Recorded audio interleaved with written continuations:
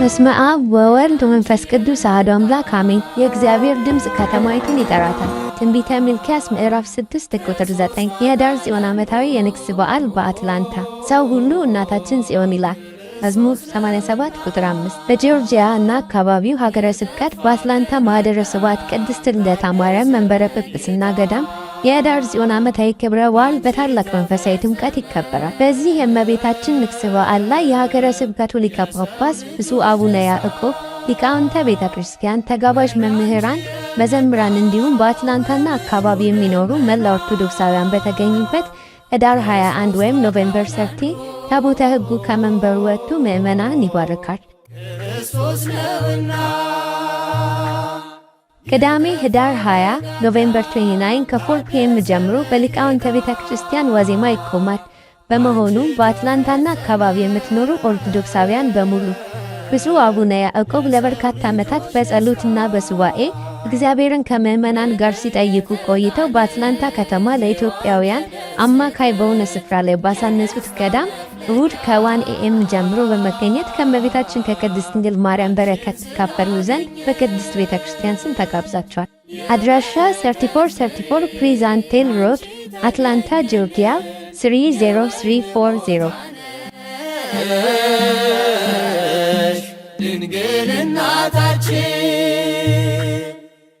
የመርሃ ግብሩ ቀንና ሰዓት የሚሆነው የንግስ በዓል እሁድ ኅዳር 21 ኖቬምበር 30 ከ1 AM ጀምሮ እንዲሁም ዋዜማው ቅዳሜ ኅዳር 20 ወይም ኖቬምበር 29 ከ4 PM ጀምሮ ይካሄዳል።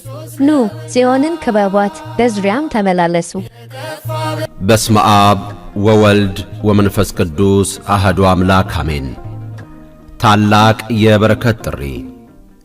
የደብረ ሰላም ቅድስት ማርያም የኢትዮጵያ ኦርቶዶክስ ተዋሕዶ ቤተክርስቲያን የፍቅር ኅብረት ሰንበት ትምህርት ቤት የአዲሱን ሕንፃ ቤተክርስቲያን ሥራ በአጭር ጊዜ ለማጠናቀቅ የበረከት ተሳታፊ እንዲሆኑ ጥሪ ያቀርብሎታል። በዚህ መርሃ ግብር ላይ ልዩ ልዩ መንፈስን የሚያድሱ መንፈሳዊ ዝግጅቶች ተሰናድተዋል። በዕለቱም የስብከተ ወንጌል አገልግሎት፣ የሥነ ጽሑፍ፣ የድራማ፣ የመዝሙር መሰናዶችን አዘጋጅተን እንጠብቅዎታለን። እርሶም ወዳጅ ዘመዶውን በመጋበዝ በዚህ ታላቅ መንፈሳዊ መርሃ ግብር ላይ እንዲሳተፉ በታላቅ መንፈሳዊ ግብዣ ተጋብዘዋል። ዕለቱም ታኅሳስ 12 ቀን 2018 ዓ.ም ወይንም ዲሴምበር 21 ቀን 2025 ዓ.ም ከ2 PM ጀምሮ። አድራሻ 11931 ቴክ ሮድ ሲልቨር ስፕሪንግ ሜሪላንድ 20904 የደብረ ሰላም ቅድስት ማርያም የኢትዮጵያ ኦርቶዶክስ ተዋሕዶ ቤተክርስቲያን የፍቅር ኅብረት ሰንበት ትምህርት ቤት። ሰላም ጤና ይስጥልን ተመልካቾቻችን፣ እንደምን ዋላችሁ እንደምን አመሻችሁ። ከአንከር ሚዲያ ዝግጅት ክፍል የአክብሮት ሰላምታችንን እናቀርባለን። በኢትዮጵያ ወቅታዊ ጉዳዮች ላይ በማተኮር ከአቶ አንዳርጋቸው ጽጌ ጋር የምናደርገውን ቆይታ ነው ለዛሬ ይዘንላችሁ የቀረብነው። ኢትዮጵያ በተለያዩ ማህበራዊ፣ ኢኮኖሚያዊና ፖለቲካዊ ቀውሶች ውስጥ ትገኛለች። በርካታ ጉዳዮችን አንስተን ከአቶ አንዳርጋቸው ጋር እንወያያለን። አብይ አህመድ ሰሞኑን የዲፕሎማሲው ጉዳይ ላይ ገጽታውን ለማስተካከል በርካታ እንቅስቃሴዎችን እያደረገ ይገኛል። እንደዚሁም በኢትዮጵያ ባለው ኢኮኖሚያዊና በተለያየ መልኩ በኑሮ ውድነት በተከሰቱት ችግሮች ምክንያት የኢትዮጵያ ሕዝብ ከፍተኛ አደጋ ውስጥ እንዳለም ይነገራል። ይህንንም እናነሳለን። የአቶ ጌታቸው ረዳን የአልጀዚራ ቆይታንም እንደዚሁ ከአቶ አንዳርጋቸው ጋር ሀሳብ የምንለዋወጥበት እንደሚሆን ነው ከወዲሁ ለመግለጽ የምንፈልገው። አብራችሁ በመቆየት በወቅታዊ ጉዳዮች ላይ ከአቶ አንዳርጋቸው ጽጌ ጋር የምናደርገውን ቆይታ እንድትከታተሉ እንጋብዛለን። መልካም ጊዜ።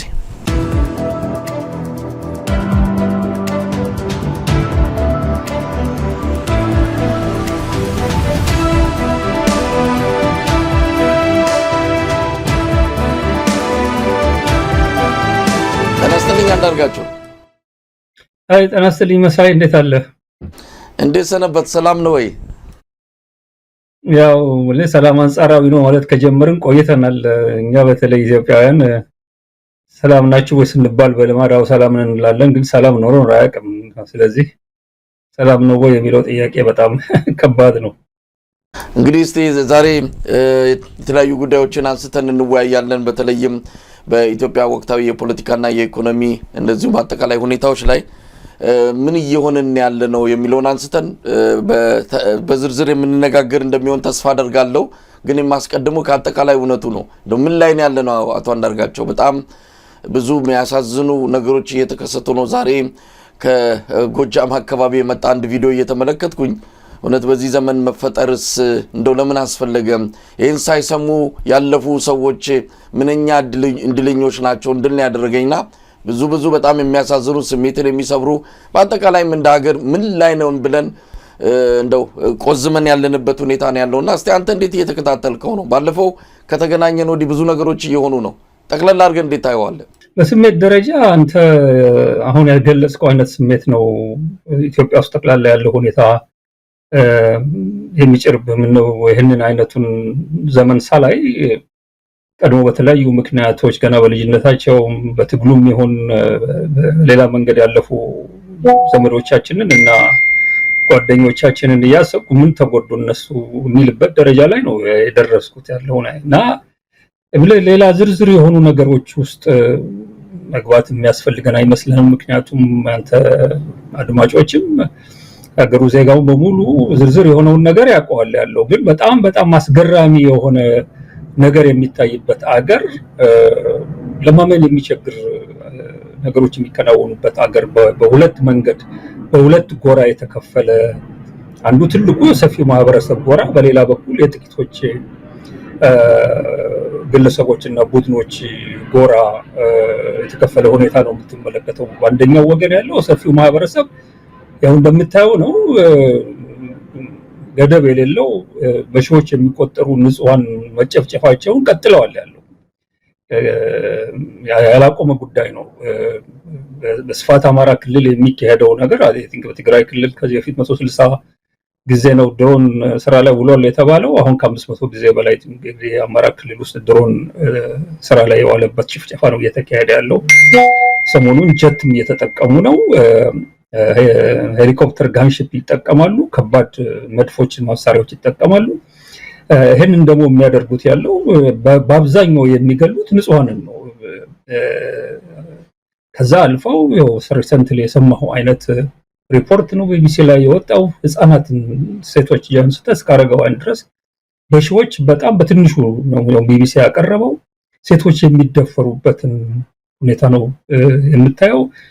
በሺዎች የሚቆጠሩ የሀገሪቷ ህዝብ ልጆች ናቸው እንግዲህ ሰራዊት የተደረጉ የተመለመሉ ወደ ተለያዩ ክልሎች ኦሮሚያም በለው አማራ ክልልም በለው የሚላኩት ለውትድርና እድሜ እንኳን ያልደረሱ ህፃናት ናቸው እየተላኩ ያለው። የጥቂቶችን ግፍና ዘረፋ መፈጸሚያ ስልጣን ለማጽናት ነው እንደ ቅጠል እየረገፉ የሚገኙት ያለው። ይሄን በጣም እጅግ አሰቃቂ የሆነ ነገር ነው የምትመለከተው። በየጦር ሜዳው ላይ ሬሳቸው ሰዎች እንዳልሆኑ ልክ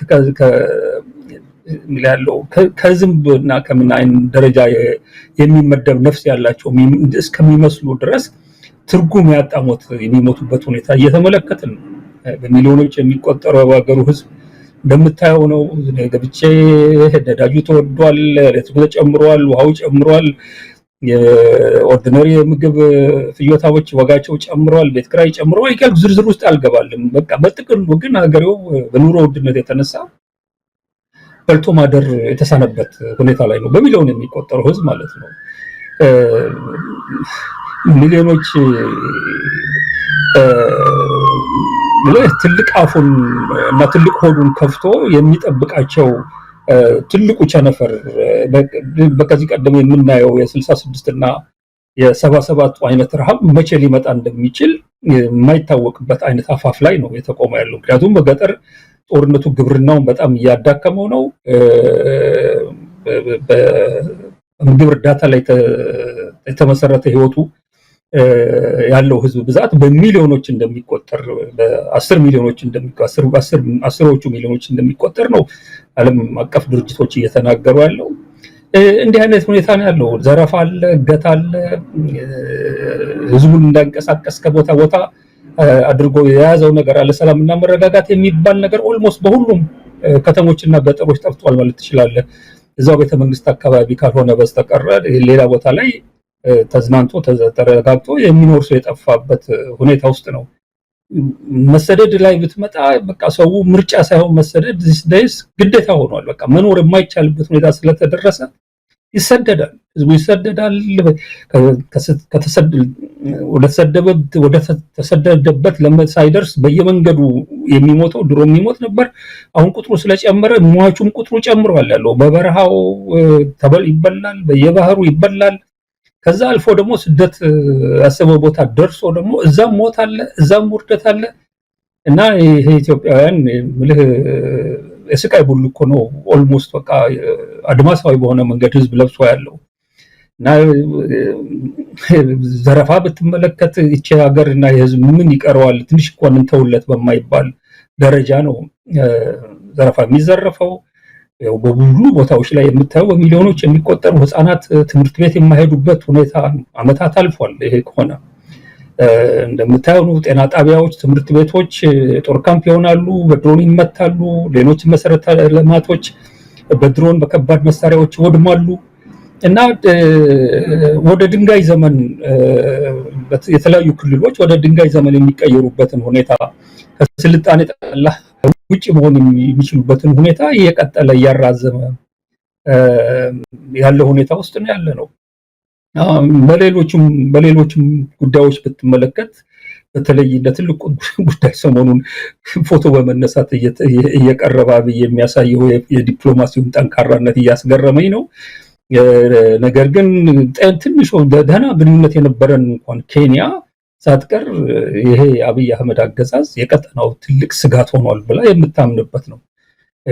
እነ ጅቡቲ ግብፅን ጅቡቲ አስገብተው ጅቡቲ ውስጥ ግብፅ የምትቆጣጠረው የወደብ ግንባታ እንድትጀምር ያደረጉበት ሁኔታ ውስጥ ነው ያለ ነው። ከሶማሌ ጋር ያው ውጭውን ወደ አዲስ አበባ የሶማሊያ ፕሬዝዳንት ይመላለስ እንጂ በሶማሌላንድ ላይ ተመስርቶ ሶማሌን ሉዓላዊነት ያላከበረ የሶማሌላንድ እንደ አንድ ነፃ መንግስት ለማወቅ አብይ የተፈራረመው የመግባቢያ ሰነድ ትልቅ ቁርሾ ነው ሶማሌ ውስጥ ጥሎ የሄደው። ከሶማሌም ጋር በእንደዛ አይነት ሁኔታ ውስጥ ነን። ከኤርትራ ጋርም ደግሞ እንደምታየው ነው። ኤርትራ ጋር የነበረው ግንኙነት ጠቅላላ እንዲበላሽ አድርጎ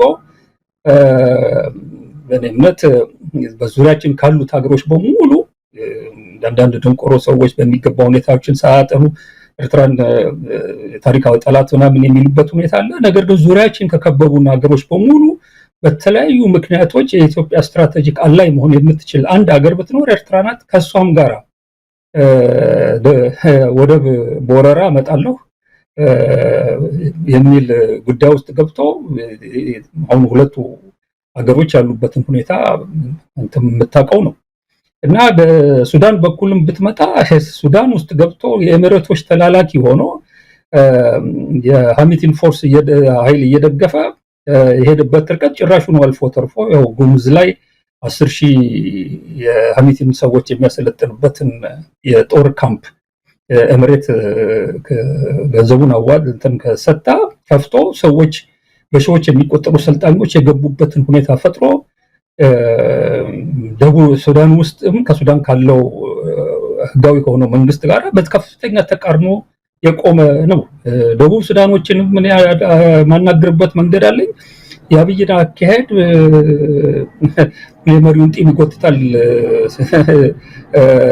ወዳጅ ነኝ ብሎ ለማለት እሱ። ነገር ግን እነሱ ዙሪያውን ያሉት ሀገሮች የሚሰማቸውን ስጋት ነው የሚሰማቸው በኢትዮጵያና ኢትዮጵያ በጠቅላላ በዚህ አይነት መንገድ በቀጠናው ውስጥ የምትታይ ሀገር ሆናለች እና ምኑን ነገር ነው እንግዲህ የምታነሳው። ግን በሌላ በኩል ደግሞ ይሄ እንግዲህ አጠቃላይ የሀገሪቷንና የህዝቡን አንድ ገጽታ ነው ማሳይ። በሌላ በኩል ግን የምታየው ነው ምንም ነገር ያልሆነ ይመስል በቃ ይደገሳል። ኢትዮጵያ ውስጥ ስብሰባ ይደረጋል። ትልልቅ አዳራሾቻቸውን አሳምረዋል፣ ቢሮዎቻቸውን አሳምረዋል። በየአዳራሹ ስብሰባ ላይ ይህንን የተጎነጎነ አበባቸውን ይደረድራሉ። ዲዛይነር ሱታቸውን ይለብሳሉ፣ ይደግሳሉ፣ ይበላሉ። ልጆቻቸው ውጭ ሀገር ይልካሉ። ሚስቶቻቸው ውጭ ሀገር ሄደው እንዲወልዱ ያደርጋሉ።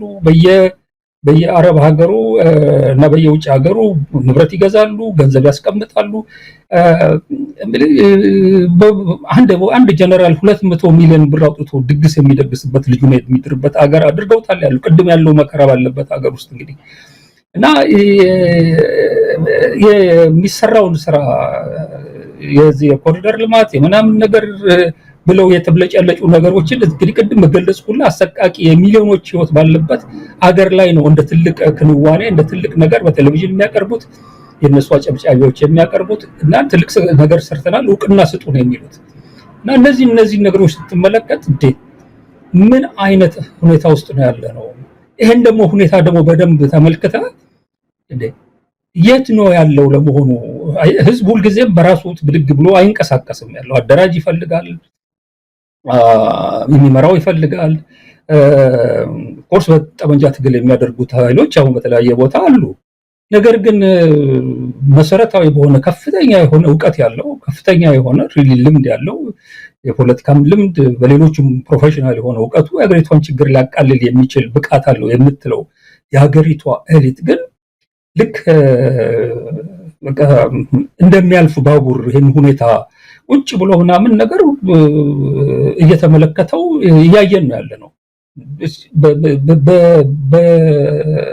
በቁጥር ብትደምር 100 ይሞላል ወይ ለመሆኑ ከምር በኢትዮጵያ ውስጥ ያለውን አስከፊ ሁኔታ በሚገባ ተመልክቶ ይሄ ሁኔታ መቀየር አለበት ለመቀየርም ደግሞ ቀላል ነገር ስላልሆነ የሚያስፈልጉት ከፍተኛ የሆነ የጥናት የምርምር ስራዎች እና ዝግጅቶች እነዚህ ናቸው ችግሮቹ እነዚህ ናቸው መፍትሄዎቹም ይሄ ይሆናል ብሎ ለመስራት እየሞከረ ያለ ኤሊት የማታይበት ነው በመቶ ሺህ የሚቆጠር አቅም አለው የሚባል ኤሊት ያለው ሀገር ነው ኢትዮጵያ ከዛ ውስጥ 1% ይሄን እየሰራ ያልሆነበትን ሁኔታ ስትመለከት አገሩ ምን ሆኗል የሚል ጥያቄ የሚያስነሳ ነውና ረዘምኩት አንጠልጋቸው ምንም እንደው የምትጨርሰውም አይደለም እንደው ዛሬም ውይይታችንን በአብዛኛው ወቅታዊ የኢትዮጵያ ሁኔታዎች በእንደነዚህ የሚገለጹትን በስፋት መመልከት ነው እንግዲህ በተናጠል ፖለቲካውንም ኢኮኖሚውንም እንመለከታለን ሰሞኑን አንድ ሁለት ዜናዎችን ላንሳና እንደው ያለንበት በተለይ አገዛዙን ጭካኔ ኢትዮጵያን የሚመራት ብልጽግና የሚባለው ፓርቲ የምን አይነቶች ስብስብ እንደሆነ ሊያሳይ ይችላል አሁን የፊታችን ዳራ 9 በማዕከላዊ ኢትዮጵያ ክልል በሆሳና የብሔር ብሔረሰቦች ቀን ይከበራል ስለዚህ በጀቱ በሙሉ የደሞዝ የሰራተኛው ደሞዝ በሙሉ ለዚህ ክብረ በዓል እንዲውል ካቢኔው ወስኗል ምክንያቱም ከሌላው ክልል ያነሰ በዓል ማክበር የለብንም የመጀመሪያችን ነው ክልሉ ተመስርቶ የመጀመሪያችን በዓል ስለሆነ በከፍተኛ ድምቀት ነው የምናከብረው ሰራተኛው ይሄንን ደሞዙን እንዳለ ለበዓሉ ማዋል አለበት ብለው ሰራተኛውን ተጭነው ደሞዙን በሙሉ ለክብረ በዓሉ እያዋሉት ነው ያ ብቻም አይደለም ገበያ ድረስ ወርደው ከዶሮ ከእንቁላል እየቀረጡ ለበዓሉ ክብረ በዓል ያለ ደረሰኝ ገንዘብ እየሰበሰቡ ነው ያሉት እንዲህ አይነት ነገር ነው እንግዲህ እዛ አካባቢ ደሞዝ ሳይከፈለው ማህበረሰቡ በርካታ ወራትን አሳልፏል ትዳር ፈተዋል ቤተሰብ ተበትኗል በደሞዝ አለመከፈል ምክንያት አንድ ወቅት ላይ ያከባቢው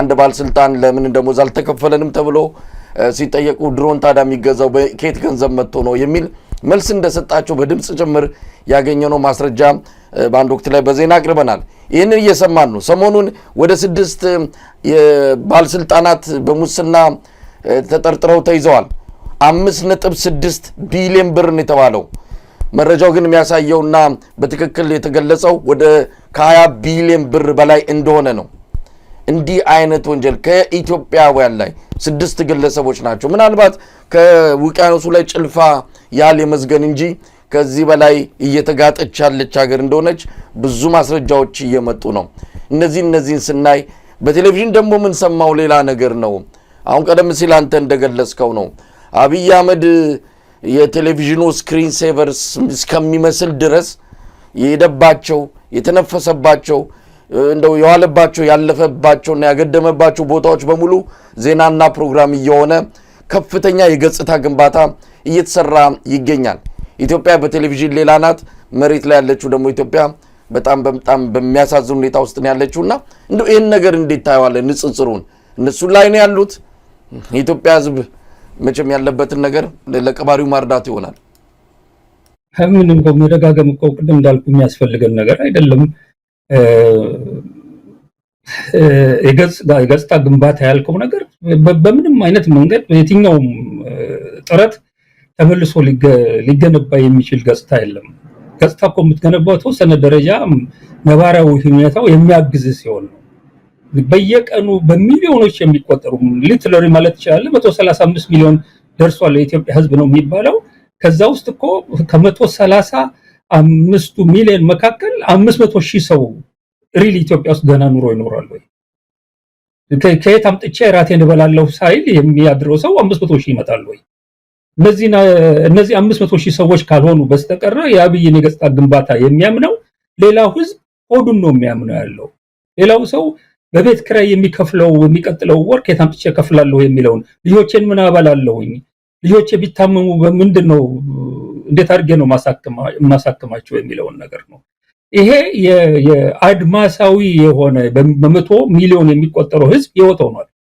ስለዚህ የፈለከውን ዲስኩር ብትደሰኩር፣ ፎቶግራፍ ብትነሳ፣ አንድ ጊዜ ሶፎሞር ብትሄድ፣ ሌላ ጊዜ ጎርጎራ ብትወጣ፣ በማግስቱ ተነስተህ የማሌዥያን ጠቅላይ ሚኒስትር ለምን ኢትዮጵያ አምጥተህ ምናምን ነገር ካንተ ጋር እንዲጨባበጥ ብታደርግም፣ የተሮጠ ሄደህ G20 ላይ ያገኘውን መሪ በሙሉ እየጨበጥ ፎቶግራፍ ተነስተህ በዓለም መሪዎችም አካባቢ ይኸውና የምደነቅ ሰው ነኝ የሚል ፎቶግራፍን ብትለቅ ለኢትዮጵያ ውስጥ አንተ ቁንጫ ነህ። ገብቶሃል? ህዝቡን ደሙን የምትመጥ ቁንጫ ነህ። አንተ ቱሃን ነህ። ሌላ ከዛ በላይ ሳይዝ የለም ለኢትዮጵያ ህዝብ። ለኢትዮጵያ ህዝብ ምንድነው ያደረክለት? ጦርነት ነው በመላው ሀገሪቱ ያስፋፋው። እልቂት ነው ያስፋፋው። የህፃናትንና የአረጋውያን በመቶ ሺዎች የሚቆጠሩ ሴቶችን መደፈር ነው ያመጣው። ሰው በልቶ ማደር የማይችልበትን ሁኔታ ነው የፈጠርከው ያለው። ያመጣህለት ይሄ ነው። ስለዚህ እኛ ደጋግመን ይሄን ነገር መናገርም የለብንም። የሱ በቁጥጥር ስር ያዋላቸው ሚዲያዎች የፈለጉት እንዲያደርጉ፣ ከዛም አልፎ እንደገና ብዙ ሺህ ብር ዶላሮች መድቦ በውጭ የሚገኙ ዩቲዩቦችን ማህበራዊ ሚዲያ አክቲቪስቶችን እየከፈለ የፈለገውን ያህል ወጪ አድርጎ ራሱን ለመገንባት የሚያደርገው ሙከራ አንድ ኢንች ፈቀቅ አይልለትም። በቃ ያለቀለት ጉዳይ ላይ ነው ያለው። ጊዜ እኮ ነበረው እኮ ይህ ሰው ሁላችንን ጨምሮ የኢትዮጵያ ህዝብ ከመከራ ያወጣኛል አልፎ ተርፎ አንዳንዶቹ እንደ መሳያ አድርገው የተመለከቱበት ጊዜ እኮ መጥቶ ነበር። ያንን ሁሉ የህዝብ ድጋፍ በዛ ሰዓት ላይ ያንን ድጋፍ ለማግኘት የተናገራቸውን ቃላቶች የገባቸውን ቃል ኪዳኖች በሙሉ በልቶ ከተናገረው ፈጽሞ ተቃራኒ የሆነ ነገር ስለ እውነት እናገራለሁ ብሎ በውሸት የተሞላ ስራ የሚሰራ እንደ ተራ የመንደር ዋሾ መዋሸትን መቆጣጠር የማይችል ሰው ሆኖ ነው የተገኘው ያለው። ይዘው የገባቸው ሌሎች ቃል ኪዳኖችን ለሰዎችን ሳናጣራ እናስርም፣ መግረፍ የሚባል ነገር ቆሟል፣ ሶስተኛን ዘግተነዋል። ማሰር አይደለም አሁን ከማሰር ሳይሆን አልፎ ሳያጣሩ መግደል የሚባል ነገር አይደለም። ገዳይ አቆሞ ሰው የሚገድል ነው። አልፎ ድሮን አስቀብቶ ዜጎችን የሚጨፈጭፍ ሰው ነው የሆነ ያለው። በሁሉም መስኩ በቀጠናው ሰላም አመጣለሁ ብሎ ነው በመጀመሪያ ወራት ላይ የተሆነ እንደሆነ በሁሉም አገሮች ውስጥ በሄደ ቁጥር ከፍተኛ የሆነ አቀራረብና ዝግጅት አድርገው የሚቀበልበት ሁኔታ ነበር። ከኤርትራ ጋር የተገባውም ግንኙነት በኤርትራ በኩልና በአብይ በኩል የነበረውን የሰላም ግንኙነት አብይ የፈለገውን ነገር ቢል ኤርትራውያኖች ያውቃሉ። ሁሉንም ነገር ያመቻቸውት እኔ ነኝ። በምን አይነት መንፈስ ኤርትራውያን እዚህ ውስጥ እንደገቡበት አውቃለሁኛለሁ። ስለዚህ ይሄን ሁሉ ነገር አባክኖ በቀጠናው በሙሉ ጠላት ሆኖ ይሄ እጁን የሚጨብጡት የጣሊያን የእንግሊዝ ሰዎች አገሪቷ ምን እንደምትመስል መረጃ የሌላቸው ይመስለኛል ያለው እጁ ስለተጨበጠ የሱ መንግስት የሚያሰማራቸው ወታደሮች በሺዎች በ10 ሺዎች የሚቆጠሩ ህፃናትና አረጋውያን እየደፈሩ እንደሆነ የማያውቁ መስሎት ይሆናል ያለው። አሁን በቀደም ለታ የእንግሊዝ ጠቅላይ ሚኒስትርን ሲጨብጥ የጻፉት ነገር አለ ትዊተር ላይ እንዲህ አይነቱን ሰው ህፃናትና አሮጊት የሚያስደፍር ሰው እንዴት ነው የሚጨብጠው የሚል ነገር ለፓርላማ አባልም ጽፌያለሁኛል። አያውቁም ማለት ያውቃሉ። አገሪቷ ውስጥ ያለውን ቀውስ ያውቃሉ። አውቀውም ነው እንደውም ጠንካራ የሆነ ወደ ኢትዮጵያ አትሂዱ የሚል ማስጠንቀቂያ ካወጡት መንግስታት መካከል አንዷ ኢትዮጵያ ነች፣ ነው እንግሊዝ ነች። እና ያ የእንግሊዝ ጠቅላይ ሚኒስትር የጨበጠበትን ፎቶግራፍ እንደ ትልቅ የዲፕሎማሲ ድል አድርጎ ሲያወጣው እናውቃለን እኮ መለስም እኮ 97 ዓመተ ምህረት ላይ አዲስ አበባ ከተማ 200 ሰዎች እንዲገደሉ ካደረገ በኋላ በማግስቱ G20 ስብሰባ ላይ ሄዶ ብሌርን ሲጨብጥ እኮ አይተነዋል ያለው ያ ግልያ እንደተከናወነ እያወቀ ነው ብሌር የሚጨብጠው የነበረው የዓለም ዲፕሎማሲ የራሱ ምክንያቶች አሉት ብለህ ዋይት ሃውስ ሎን ላይ አቁሞ እኮ ነው ሬጋን ሞቡቱን ሴሴኮ የመሰለ ደንቆሮና ሌባ መሪ የአፍሪካ ብርሃን እያለ ሲያወግሰው የነበራል። ስለዚህ ይሄ ምንም የሚያሳየው ነገር የለም። ዋናው ትልቁ ነገር ፎቶ ተነሳ ከማንም ጋር የሀገሬው ህዝብ እንዴት ነው የሚያወራው? ትልቁ ቁም ነገር እዛ ላይ የሀገሬው ህዝብ ቅድም በነገርኩህ አይን ነው የሚመለከተው።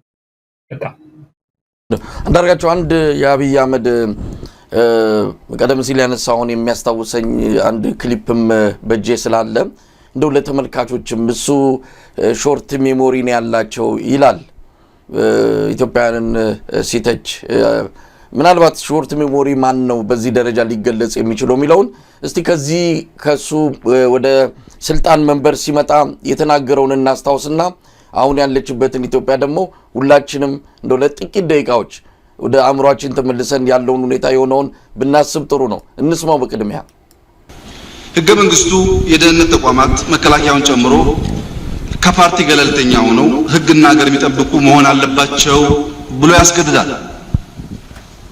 እንደዛ ነው ወይ ያፈጠርነው ያደራጀነው? እንደዛ ካላደራጀነው ይህ ህገ መንግስታዊ በሆነ መንገድ ተቋም ፈጥረናል ማለት ነው። በዚያ መንገድ የተፈጠረን ተቋም ችግር ሊፈጥር ይችላል ማለት ነው።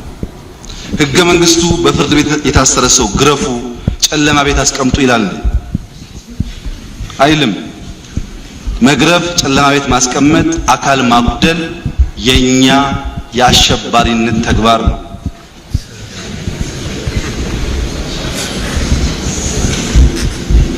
ይሄን ህገ መንግስታዊ ያልሆነ ድርጊት በእያንዳንዱ ቀበሌ፣ በእያንዳንዱ ወረዳ፣ በእያንዳንዱ ዞን ሲፈጸም ቆይቷል። በፌደራል መንግስት ብቻ ሳይሆን በሁሉም ቀጠናዎች የሰብአዊ መብት ኮሚሽን ያጠናው ሪፖርት አቃላችሁ የየወረዳው ፖሊስ ሲገርፍ ነበር። ይህ ህገ መንግስታዊ አሸባሪ ነው እሱ ፖሊስ። አንዳርጋቸው እንግዲህ ይሄ አብይ አህመድ ነው የተናገረው የቀድሞ አለቆቹን ሽብርተኛ መሆናቸው እሱን ጨምሮ ሽብርተኛ ነበርን ያለበት ንግግር ነው። አሁን ኢትዮጵያ ምን ላይ ነው ያለችው? ሰሞኑን የብሔራዊ ደህንነት ዋና ኃላፊው ሬድዋን ሁሴንን የውጭ ጉዳይ ቋሚ ኮሚቴው በህዝብ ተወካዮች ምክር ቤት ሰብሳቢው ዶክተር ዲማ ነጎ አነጋግረዋቸው ነበርና ዶክተር ዲማ ነጎ በዛ ደረጃ እንደው ከእውነት የተፋቱ መሆናቸውንም ስሰማ በጣም ነው የደነቀኝ። ይሄ ደህንነት መስሪያ ቤት ምን ያህል እየተሻሻለ እንደመጣ ምን ያህል ራሱን እያሳደገ እንደመጣ ምስክርነታቸውን የሰጡበት ሁኔታ ነው ያየሁትና እስቲ እንደው አቶ አንዳርጋቸው ምን ማለት ይቻላል? ይሄ ሰው እንደው በፊት ከነበረው ስርዓት አንፃር አሁን የፈጠራት ኢትዮጵያ እንዴት ልትገለጽ ትችላለች?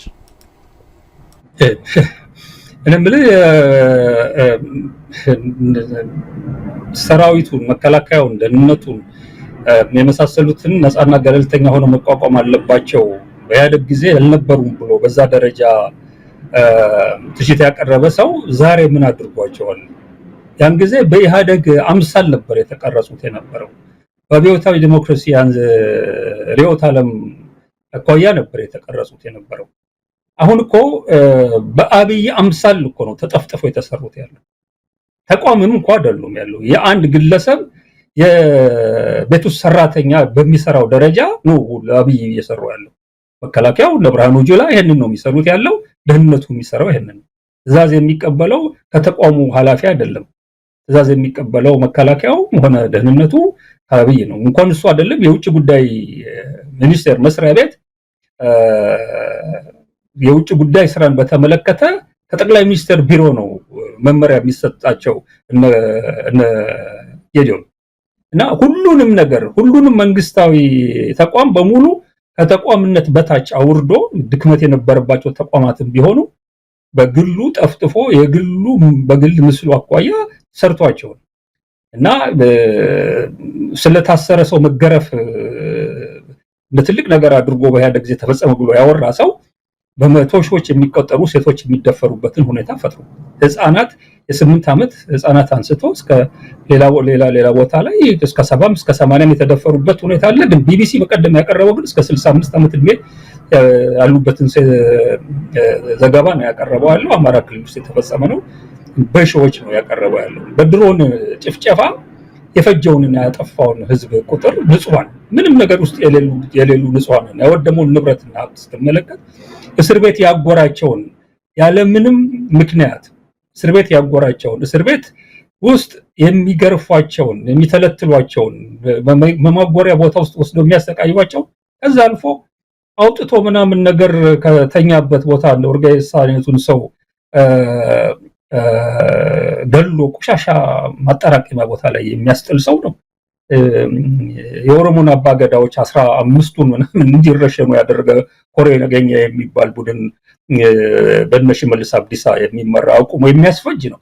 ምኑ ዝርዝር ውስጥ ገብተን አሁን የዚህ ሰው የወንጀሎች ጠርተን ካለፈው ጋር ብናወዳደረው እኮ እነዛ እኔን ከየመን አፍኖ አምጥተው 4 ዓመት እስር ቤት ውስጥ ወዳምን ነገር በሶሊታሪ ኮንፋይንመንት ባለው ሰው በሌለበት ሁኔታ ያሰሩ የኢህአደግ ሰዎች በዋነኛነት ነው ደህንነቱን የተቆጣጠሩት እና እኔን በተመለከተ ዋነኛዎቹ አሳሪዎችም ፈጪዎችም ምግብ አቅራቢዎችም ሾፌሮችም ሆኖ ሲሰሩ የነበሩት የወያኔ ሰዎች መልአክ ናቸው ማለት የሚችልበት ደረጃ ላይ ደርሻለሁ። መልአክ ናቸው ብቻ አይደለም። እኔ በታሰርኩበት ሰዓት ላይ እንደ ለተ ማርያም አይነቷ በራሷ ገንዘብ ልብስ ገዝታ ያመጣችበትን ሁኔታ ሁሉ አንስቼ ተናግሬያለሁ። እነዚህን ካቢ ጋር ወዳድራቸው ወጥቷል። ግድ የለም ልጆችን ታቸዋለህ፣ ይሄም በእኔ ገንዘብ ነው የገዛሁት ብላ ካኒተራ ስላልነበረኝ ካኒተራ ሲገዛልኝ በመንግስት ገንዘብ ድንገት ፓንት አይኖረውም ብላ ነው ፓንት የገዛችው። ይቺ የትግራይ ሴት ናት፣ የኢህአደግ አባል ናት። እዛ ውስጥ የነበሩ የደህንነት ሰዎች ነበሩ፣ ክፉ እና ደግ ሰዎች ነበሩ። ግን አብዛኛዎቹ ኢንፋክት እንደውም ዛሬ ስመለከታቸው በዛ መንገድ ያንን መንግስት ለሚቃወም ሰው ያደረጉት ትሪትመንት እነዚህ ሰዎች ሪል የሰለጠኑ ነበሩ እስከ ማለት ድረስ ነው ይወሰደኛል። የአብይ አገዛዝን ስመለከት እስከዛ ነው። እንግዲህ አንዳርጋቸው ወደ ሰሞኑን ክስተት ልመለስ። በተለይ ቀደም ሲልም አንተም በተደጋጋሚ አንስተዋል። በአማራ ክልል የተፈጸመው የአስገድዶ መድፈር እጅግ አሰቃቂ የሆነ ድርጊት ነው። ከቢቢሲ ዘገባ ባሻገርም እንደዚሁ የዓለም አቀፉ የነፍስ አድን ድርጅት IRC ለኦቻ የጻፈው የውስጥ ማስታወሻንም እንደዚሁ ተመልክተነዋል። በዚህ ውስጥ ማስታወሻ ላይ በጣም ብዙ አስደንጋጭ ነገሮች ከአቅማቸው በላይ መሆኑን ከዚህ በኋላ ሊደብቁት ከማይችሉበት ደረጃ ወንጀሉ መድረሱን ገልጸው ስጋታቸውን ያሳዩበትን የውስጥ ማስታወሻም እንዲሁ ተመልክተነዋል።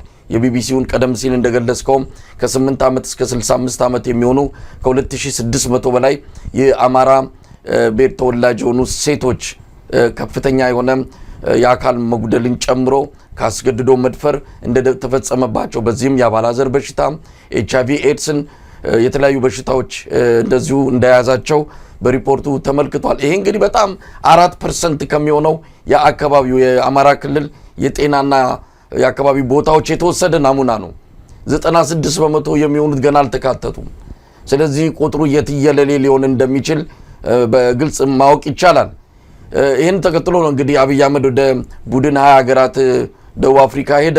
የእንግሊዙ ጠቅላይ ሚኒስትርን ሲጨብጥ አንተም ያንን ተከትሎ አንድ ጥሪ አድርገ ነበር። ያ ጥሪም የእንግሊዙ ጠቅላይ ሚኒስትር ይህንን በማድረጉ ትልቅ ስህተት እንደሰራና ይህን አገዛዝ በስሙ እንዲጠራው በወንጀለኛ ነው፣ ህፃናት ደፋሪ ነው፣ በዚህ መልኩን የሰራን ወንጀል መጨበጥ ተገቢ አይደለም በሚል ለአካባቢ የህዝብ ተወካዮች እንዲሁ ደብዳቤም መልእክትም የላክበት ነው። አንዳንድ ኢትዮጵያውያንም ያንተን ፈለግ ተከትለው እንደዚሁ ድምጻቸውን አሰምተዋል። ለማንኛውም እንዴት አየው ይህንን ወንጀሉን ለማጥፋት አንድ ቲያትር ደግሞ በወረኢሉ እጅ ፋኖ ቆረጠ ብሎ አመጣ። ይህን ሁሉ የገዘፈ ኃጢአቱን ይሸፍንልኛል ብሎ ነው ይህን ቲያትር የሰራው። እንዴት አየው አጠቃላይ እነዚህን ክስተቶች? የቢቢሲ ሪፖርት በጣም ማስጠቃቂ ሪፖርት ነው። ከዚህ በፊትም ተመሳሳይ የሆኑ ሪፖርቶች ትግራይ ላይ በሚወጡበት ሰዓት ላይ እዛ አንደኛው ጽሁፌ ላይ በደንብ ገልጫለሁ። በዛ ቁጥር በተለይ ከዛ አካባቢ ያሉ የሰብአዊ መብት ድርጅቶች ከዛም ዓለም አቀፍ ድርጅቶች በመቶ ሺዎች የሚቆጠሩ ሴቶች እንደዚህ ሆነዋል ሲባል ይሄ ቁጥር በኢትዮጵያ ውስጥ ፈጽሞ በዚህ ደረጃ ሊከናወን ይችላል ብሎ ለማሰብ እንኳን የማይቻልበት ሁኔታ ስለነበረ ነው ለመቀበል ያቃተኛል። የፕሮፓጋንዳ ነው እንዴት ሊሆን ይችላል አንዱ የነበረው። ሁለተኛ ራሱ ደግሞ ከወያኔም ጋር የነበረን ነገር ራሱ የሚሰራቸው ስራዎች በጣም በርካታ ወንጀሎች እየፈጸመም ስለነበር ይሄንን ለማድበስበስ ብሎ ነው እንደዚህ አይነት ነገሮች እያጋነነ የሚያቀርበው እስከማለት ነው ይሄን ያለው። አሁን እኮ እንደምናየው ምን ያህል ጨካኞች እንደነበር ነው ያየሁት ያለው። ምክንያቱም እዚህ አማራ ክልል ያለውን ነገር የፈጸመ ወታደር ትግራይ ውስጥም ለመፈጸሙ ለአንድ ደቂቃ ጥርጣሬ ሊገባን አይገባም። እና አሁንም አማራ ክልል እንዳልከው በጣም ጥቂት ቦታዎች ላይ ነው ሁሉን ሪፖርት በሚደረግበት ሰዓት ላይ ትግራይ ውስጥ ሆኗል የሚባለውን በመቶ ሺዎች የሚቆጠር ሴቶችን ከህፃናት አንስቶ እስከ አረጋውያን ድረስ የተደፈሩበትን ሁኔታ አብይ አህመድ ሆም ብሎ በብርሃኑ ጁላ አማካኝነት ሆም ብሎ ነው ገብቷል። ይሄ ሰራዊቱ ከሱ ቁጥጥር ውጭ ምናምን የሚባል ነገር የለም። የአንድ ሀገር መሪና ኃላፊነት አለብህ። በአንተ ሀገር በአንተ አመራር ስር ያለ ወታደር ጠቅላይ የመከላከያው ጠቅላይ አዛዥ ነው ምናምን ነው የሚባለው። ኮማንደር ኢን ቺፍ ነው ኢትዮጵያ ውስጥ አብይ አህመድ። ከዛ በታች ነው ብርሃኑ ጁላ የጦር ኃይሎች ምንድነው ኤታማዦር ሹም የሚባለው። ስለዚህ ዋንኛው የጦር አዛዥ አብይ አህመድ ነው ራሱ። በማረጉም እንደዛ ነው የሚጠራው። ኢትዮጵያ ጠቅላይ ሚኒስትር እና የኢትዮጵያ ጦር ኃይሎች ጠቅላይ አዛዥ ነው እየተባለ የሚጠራውም ያለው። ስለዚህ በጦር አዛዥነቱ ይሄን ነገር በኢትዮጵያ ውስጥ በዚህ ደረጃ ወሲባዊ ጥቃትን የጦር መሳሪያ አድርጎ የህዝብ ቅስም መስበሪያ እንዲሆን አድርጎ ትዕዛዝ ሰጥቶ ኢንዶክትሪኔት አድርጎ የላከው ወታደር ካልሆነ በስተቀር አጠቃላይ ኢትዮጵያ ውስጥ ባሉት ሁለቱ ትልቅ እምነቶች ተከታይ ህዝብ ያለበት ሀገር ላይ በኢትዮጵያ ውስጥ በዚህ አይነት መንገድ በዚህ ስፋት ቀርቶ በጣም አነስተኛ የሆነ እንኳን ያስገድዶ የመድፈር ታሪክ በሌለበት ሀገር በዚህ አጭር ጊዜ ውስጥ በኢንዶክትሪኔሽን ላይ የተመሰረተ ስራ ካልሰራ በስተቀር ሰራዊት ውስጥ እንዲህ አድርገህ ፈጽም ተብሎ ካልተነገረው በስተቀር በዚህ ደረጃ ሴቶች ተገደው የሚደፈሩበት ሁኔታ ኢትዮጵያ ውስጥ ሊመጣ አይችልም። ስለዚህ ዋናው አስደፋሪ አብይና የጦር ጀነራሎቹ ኤታማዦር ሹሙ እና ብርሃኑ ጁላ ናቸው። ከዛም አልፎ ይሄ ሁሉ አስገድዶ መድፈር ስራ እየተከናወነ ሪፖርቱ በገለልተኛ በሆኑ ሚዲያዎች በቢቢሲ በወጣበት ሰዓት ላይ የዚህ ካቢኔ አባል ሆነው እዚህ መንግስት ጋር የሚቀጥሉ በሙሉ እንደ አብይ አህመድ ያስገድዶ መድፈር ኢንዶክትሪኔሽኑ ተባባሪዎች ፈጻሚዎች ሆኖ መታየት አለባቸው የሚል እምነት ነው ያለኝ። ከዚህ በጣም ምን መሰለ ይሄን የሚያናግረኝ አንደኛ ኢትዮጵያ ውስጥ ሪሊ ብዙም ቅድም እንደገለጽኩ አልነበረም። ሁለተኛ በተለይ ለኛ አይነቶቹ ረጅም ዘመን አውሮፓ ውስጥ አሜሪካ ውስጥ ለኖሩ ሰው በአንድ መስሪያ ቤት ውስጥ በተወሰነ ደረጃ በቃል ደረጃ አንድን ሴት ወሲባዊ በሆነ መንገድ መላከፍ ከስራ የሚያባርር ስራ ነው። እንኳን ሬፕ ማድረግ አግሬሲቭ የሆነ የወሲባዊ አመለካከት እንኳን ወንጀል ሆኖ የሚታይበት ሀገር ነው። አንድን ሴት በግልጽ በሆነ መንገድ ጡቷ ላይ አትኩረ ማየት አትችልም። ሌላ ነገር ለማድረግ ቀርቶ ነው ማለት። በእንዲህ አይነት ሀገር ላይ ኖረናል፣ አስተምረናል፣ ከዛ መተናል የሚሉት ዳኛቸው አሰፋ እና ብርሃኑ ነጋ የመሳሰሉት ሰዎች ይሄን ሪፖርት አይተው ምን አሉ? እኔ አሁን የኔ ጥያቄ አንዱ ደግሞ ይሄ ነው።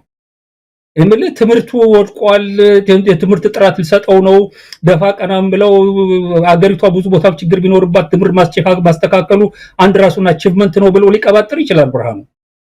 ነገር ግን ይሄን የቢቢሲ ሪፖርት ሲመለከት ምንድነው የሚለው ያለው? አንድ ሴት በዚህ ደረጃ በመንግስት ኃላፊነት ተገዳ የምትደፈርበት ሁኔታ ቢመጣ እና ይሄ መንግስት ምንም አይነት እርምጃ የማይወስድ መሆኑን የሚያቅሰው እሱ በተማረበትና ባስተማረበት አሜሪካ የሱ አይነት ሰው ከስልጣን ነው የሚለቀው። እንግሊዝ ሀገር ከስልጣን ነው የሚለቁት ያለው። ሌሎቹም በሙሉ ከዚህ ስርዓት ጋር ተባባሪ ሆነው እየሰሩ ያሉ የሚዲያ የዩቲዩብ ሚዲያ ይሄ ዲጂታል ሰራዊት የምትለው በሙሉ ከደፋሪው ጋራ አንድ ላይ ተደምረው መቆጠር ያለባቸው ናቸው። ደፋሪዎች ናቸው ብዬ ነው ማስቀምጥ ያለው። በዚህ እንዳልከው ይሄንን እንግሊዙን ጉዳይ ቅድም ተናግሬዋለሁ እንደ እርግጠኛ ነኝ እንግሊዝ ማስጠንቀቂያ ሰጥታለች። ኢትዮጵያ ውስጥ ያለው ሁኔታ እንግሊዝ ጠቅላይ ሚኒስትር በደንብ ነው የሚያውቀው። በምን አይነት ሁኔታ ሄዶ እጁን እንደጨበጠው ማናቀም። ምክንያቱም አብይ አህመድ የመለጠፍና በማይሆን ሁኔታ ሰውን ኢምባራስ አድርጎ ፎቶግራፍ ሲጨብጥ ለመነሳት ወደኋላ የማይል ሰው ነው። ነገር ግን ለአንድ ደቂቃ የአውሮፓ መንግስታት መሪዎች እንግሊዝን ጨምሮ የአሜሪካንም ሀገር መሪዎች በቂ የሆነ ስለላ ድርጅት፣ የጥናትና የምርምር ተቋማት፣ የውጭ ጉዳይ ሚኒስቴር፣ ኤምባሲዎች ያላቸው ሰዎች ናቸው። ዝርዝር የሆነውን የአብይ አህመድን ወንጀል በሚገባ ያውቁታል ያለው። ነገር ግን ስልጣን ላይ እስካለህ ድረስ ስልጣን ላይ ያለው መንግስት ኦፊሻል ተወካይ እስከሆንክ ድረስ ጠቅላላ ምዕራባውያን የሚያደርጉት ስልጣን ላይ ካለው መንግስት ጋር መስራት ነው። አረብ ሀገር ጋር ይሰራሉ ያለው አረብ ሀገር ያለውን ሁኔታ እናውቃለን። እነ ሳውዲ ጋር በምን አይነት መንገድ እንደሚሰሩ ታያለ። በምን ይገናኛል? አሁን አረብ ሀገር ያለ የፖለቲካ ሪያሊቲ ማህበራዊ ሪያሊቲ እና እነሱ የሚያምኑበትን መሰረታዊ የሆኑ የዲሞክራሲ የእኩልነት የምናምን መብት ነገሮችን ብትመለከት ይሰራል። እንደ አብይ አህመድ ከመሰለው ነፍሰ ገዳይ ጋርም ይሰራል። ምንም ችግር የለበትም። ነገር ግን የሚቀየርበት የሚለወጥበት ሁኔታ ቢመጣ ግን ከጎኑ ሊቆሙለት አሁን ሲጨብጠው የነበረው ሰው አንድ ጠመንጃ እርዳታ እንስጠው እንዳይወድቅ ብሎ ሊያግዘው እንደማይችል ልንገርህ፣ የማይሆን ነገር ነው። ይሄንን ማወቅ ይኖርብናል። መሳይ እንደው አቶ አንዳርጋቸው እዚህ ላይ በተለይ የምሁራን ዝምታ እውነት ከገደሉን በላይ ካሰቃዩን ካሰሩን በላይ የምናስታውሰው ዝም ያሉትን ነው የሚል የተለመደ አባባል አለ። በደንብ ገልጾ ከሆነ አላውቅም። በዚህን ወቅት ላይ እንደውም ተባባሪ በመሆን ቀለም ሲቀቡ ሌላ ካባ ሲያለብሱ ነው የምናየው ምሁራን። ሰሞኑን እንደው ስም መጥራትም ካለብን እንጠራለን። ፕሮፌሰር አለማየሁ ገብረ ማርያም በብሔራዊ ቴሌቪዥን ላይ ወጥቶ ነው እንደዚህ ድምጽ የምናሰማን ሰዎች፣ እንደዚህ አገዛዙ የሚፈጽመውን ግፍ የምናጋልጥን ሰዎች በስድብ እየወረፈ በከፍተኛ ሁኔታ ስሜቱ መቆጣጠር አቅቶት ሲገልጽ የነበረበትንም ፕሮግራም ተከታትያለሁ። ሌሎችም ጭምር እንደዚህ አይነት ድምጻቸውን አለማሰማታቸው አይደለም፣ በአደባባይ ወጥተው ጭራሽ አገዛዙ የሚያደርገውን ነገር ህዝቡ እንዲቀበለው አምኖ እንዲከተለው የሚቀሰቅሱበት ሁኔታ እንደው ምን አይነት ዘመን ላይ ብንደርስ ነው? ቀደም ሲል ያልኩት ነው። ምን አለ በዚህ ዘመን ባልተፈጠርን የሚያስብል ነው። እነ ብርሃኑ ነጋ ሰሞኑን በእርግጥ ዩኒቨርሲቲ ተማሪዎች ተቃውሞ አቅርቦ ነበር። እሱ በብዙ ነገር ሊታይ ይችላል። ተቃውሞ ያቀረቡት አካላት በምን መልኩ ብርሃኑን ጠቀሱት፣ እነዚህ የኢትዮጵያ እስልምና ጉዳዮችም ለምን ይህንን አጀንዳ አነሱት የሚለው ነገር ሌላ ጉዳይ ቢሆንም ግን ብርሃኑ በኢትዮጵያ ትምህርት ላይ በፈጠረው ምክንያቱም ተማሪዎች በአሁኑ ሰዓት ከ6 ሚሊዮን ያላነሱ ተማሪዎች ወደ ትምህርት ገበታቸው እየሄዱ አይደለም። ብርሃኑ ምንም የሚሰማው አይደለም። ብዙ ዩኒቨርሲቲዎች አሁን ከጥቅም ውጭ ወጥተዋል። ትምህርት የለም፣ በቂ የሆነ ትምህርት አይሰጥም፣ መምህራን የሉም። መምህራን ብር ስለማይከፈላቸው አብዛኛውን ጊዜያቸውን የቀን ስራና በተለያዩ ገቢ በሚያገኙበት እንትኖች ተጠምደው ነው ያሉት። ራሱ ብርሃኑ ነጋ ለህዝብ ተወካዮች ምክር ቤት በቅርቡ ባቀረበው ሪፖርት የመምህራን እጥረት ሊገጥመን ይችላል ብሏል። መምህራን ስራውን እየተው ወደ ሌላ ነገር እየገቡ ነው። ወደ መምህርነት ሙያም የሚገባ ያንን የትምህርት ፊልድ ፈልጎ የሚቀላቀልና የሚሰለጥንም አተናል እያለ ነው። ይሄ የሆነው እንግዲህ በብርሃኑ ዘመን ነው። እነዚህ ነገሮችን ስናይ የምሁራን ዝምታ ብቻም ሳይሆን ተባባሪነት ጭምር ሀገሪቱን በከፍተኛ ደረጃ ዋጋ እያስከፈላት ነው። ይህንንስ እንዴት ታየዋለህ? ይሄን እኮ የሚያስደነግጠው ያለው የሞራል ዝቅጠቱ በአጠቃላይ የሀገሪቷ ውስጥ ያለ የሞራል ዝቅጠት በተወሰነ ደረጃ ብዙ ነገር አያውቅም የምትለው ሰው ጋር እንደዚህ አይነት ነገር ብታይ ብዙም አይገርምም ያለው ነገር ግን ብዙ መረጃዎች ያሏቸው ብዙ የህይወት ልምድ ያላቸው ብዙ ዕውቀት ያላቸው ሰዎች በዚህ ደረጃ በሞራል ዘቅጠው ስታገኛቸው እነ አለማርያም አይነቱን ሰው እነ ብርሃኑ አይነቱን ሰዎች ስታገኛቸው ነው የምትደነግጠው። እኔ አሁን በሪሊ ደነግጣለሁ። ለምን መሰለ? በዚህ ሌቨል ያሉ ሰዎች በዚህ ደረጃ ከዘቀጡ ይሄንን ሀገር ከገባበት ከዘቀጠበት ነገር አውጥቶ ወደ ከፍተኛ ነገር ወደ ተሻሻለ ነገር ወደ የሚቀየር ነገር ተስፋ ወደሚሰጥ ነገር የሚመልሱት ኃይሎች ከየት ሊመጡ ነው? በአደባባይ እያየናቸው አይደለም። ተደብቀው ከሆነ ዝም ብለው ከሆነ አላቅም ያለው ግን በአደባባይ ሳይመጡ ማንነታቸውን ሳያሳውቁ ሐሳባቸውን ሳያቀርቡ ተስፋችን ሊሆኑ አይችሉም ያለው እና ሪሊ የሚያሳስብ በጣም የሚያስፈራ ነው። ይሄ ሀገር በዚህ መንገድ በዚህ አይነት ሁኔታ እንደነዚህ አይነት ሰዎች ከሆነ ያውቃሉ የምትላቸው ሰዎችን ያፈራው ወዴት ነው መድረሻችን? በምን መልኩ ነው? ነብርሃኑ አይነቱ የያዘውን ነገር እኮ ከተመለከትክ እኮ አንድ አሳማ ሊፕስቲክ የቀባ አሳምራለሁ ብሎ የሚታገል አይነት ነው መስሎ እንደው እንትን እንስተው ከተባለ በቤኒፊት ኦፍ ዘ ዳውት እንስተው ትምህርት ለማሻሻል እየሞከረ ነው እንዴ? የመከራ የጦርነት ያስገድዶ መደፈር ትልቁ ውቅያኖስ ውስጥ ተከበህ ትምህርት ሚኒስቴር ውስጥ ያለችን አንድ ትንሽ ዲፓርትመንት የመንግስት ካቢኔ ውስጥ ሆነ አንድ ሚኒስትሪ ይዘህ አገሩን ልቀይረው ነው የሚል ጨዋታ ትጫወታለህ እንዴ? ውቅያኖሱ እኮ ምንድነው? ውቅያኖሱ እኮ ሸቷል፣ ገምቷል ያለው በዙሪያ ያለው ነገር በሙሉ ተናውጧል ያለው ምን አይነት ራስን ማጭበርበር ነው ለመሆኑ? እና አልማርያም እኔ አሁን ይሄን ሪፖርት ምን ሊለው ነው? ቢቢሲ ፈጥሮ አቀረበው ሊለን ነው? ያፈጽሞ ያልተደረገ ነገር ሊለን ነው? ከተደርጎስ ከሆነ ምን ሊል ነው? ተደርጓል ብሎ የሚቀበል ከሆነ ግድ የለም አብይ ለሚፈጥረው ገነት የሚመስል ዓለም መከፈል ያለበት መስዋዕትነት ነው የ8 ዓመት ልጅ መደፈር ብሎ ሊከራከረኝ ነው? ለምን ከነሱ ጋር እኮ ብዙ ሰርተናል እኮ ከና አልማርያም ጋር እኮ በኢህአዴግን በመቃወም ብዙ እኮ ሰርቻለሁ ያውቃል። ነገር ግን በዚህ ደረጃ አይን ያወጣ የአንድ መንግስት ግፍ በተቀመጠበት ሰዓት ላይ ጠቡ ሰዎቹ ስልጣን ላይ የነበሩት ትግሬዎች ስለነበሩ ነው እንዴ ጠብ የነበረው? ወደ ኮት ጥርጣሬ ውስጥ መግባት ጀመርኩኝ። ማንም ይሁን ስልጣን ላይ ያለው ገብተዋል ቲፒኤልኤፍ ስልጣን ላይ ስለነበረ ነበር እንዴ ጠባቸው? እነዚህ ሰዎች ምን ነበር የምንቃወመው ድርጊትን ከነበረ ከቲፒኤልኤፍ በላይ ከኢህአዴግ በላይ የከፋ በሺህ ጊዜ ተባስቶ የከፋ ድርጊት ሲፈጸም የማትቃወም ከሆነ መጀመሪያ ለምንድን ነው የተቃወምከው የሚለው ጥያቄ እኮ መነሳት አለበት። ለምንድን ነው አልማርያም ሲቃወሙ የነበረው? እኔ ልምልህ እኮ መልስ ባገኝ እኮ እንደ ስማቸውን ባላነሳው ነበረ። እና ሌሎችም እንደዚሁ ነው።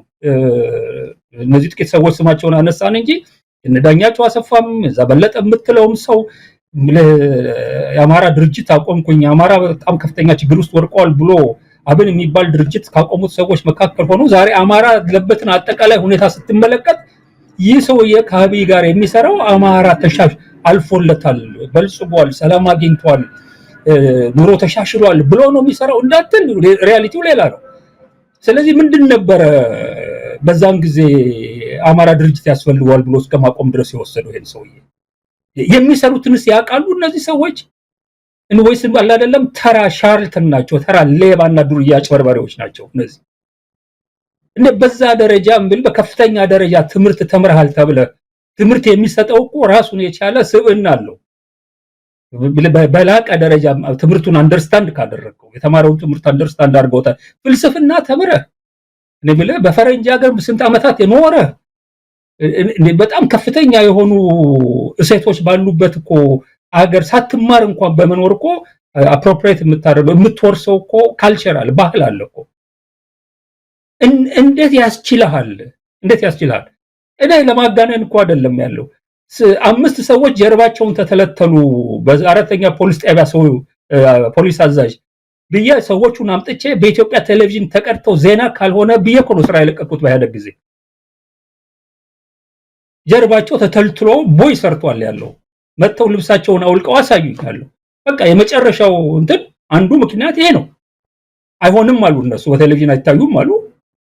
ስብሰባ መካከል እኔ ከእንግሊዝ ሀገር የዚህ ሀገር አንድ አፋኝ ገዢ መደብ አካል ለመሆን አይደለም የመጣሁት ብዬ የመኪናውን ቁልፍ ጠረጴዛ ላይ ወርውሬ ዕቃዬን ሰብስቤ ቦርሳዬ ውስጥ ከስብሰባው አዳራሽ ተነስቼ ነው የወጣሁት ያለው።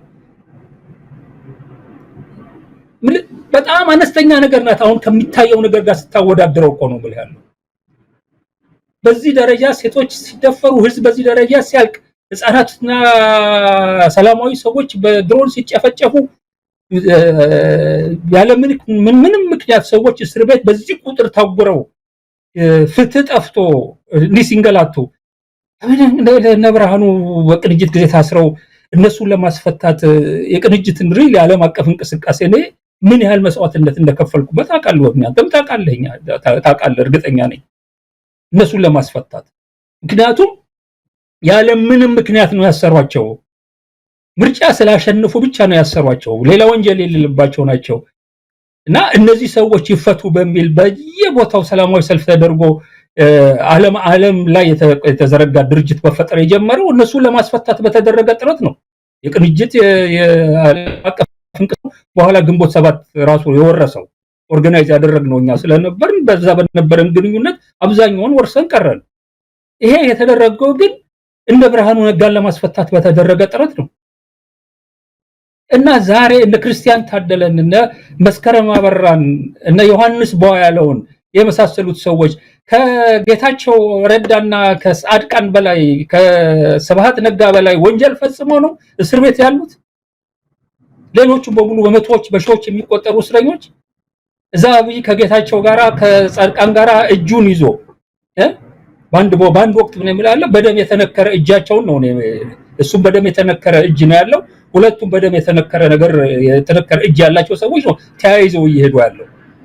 ይሄንን በሚያደርግበት አገር ላይ ሌሎች ምንም ወንጀል የሌለባቸውን ሰው እድሜው የገፋውን እኛን እስረኛ አሁን ሰባትን በእድሜና በህመም ስትፈታ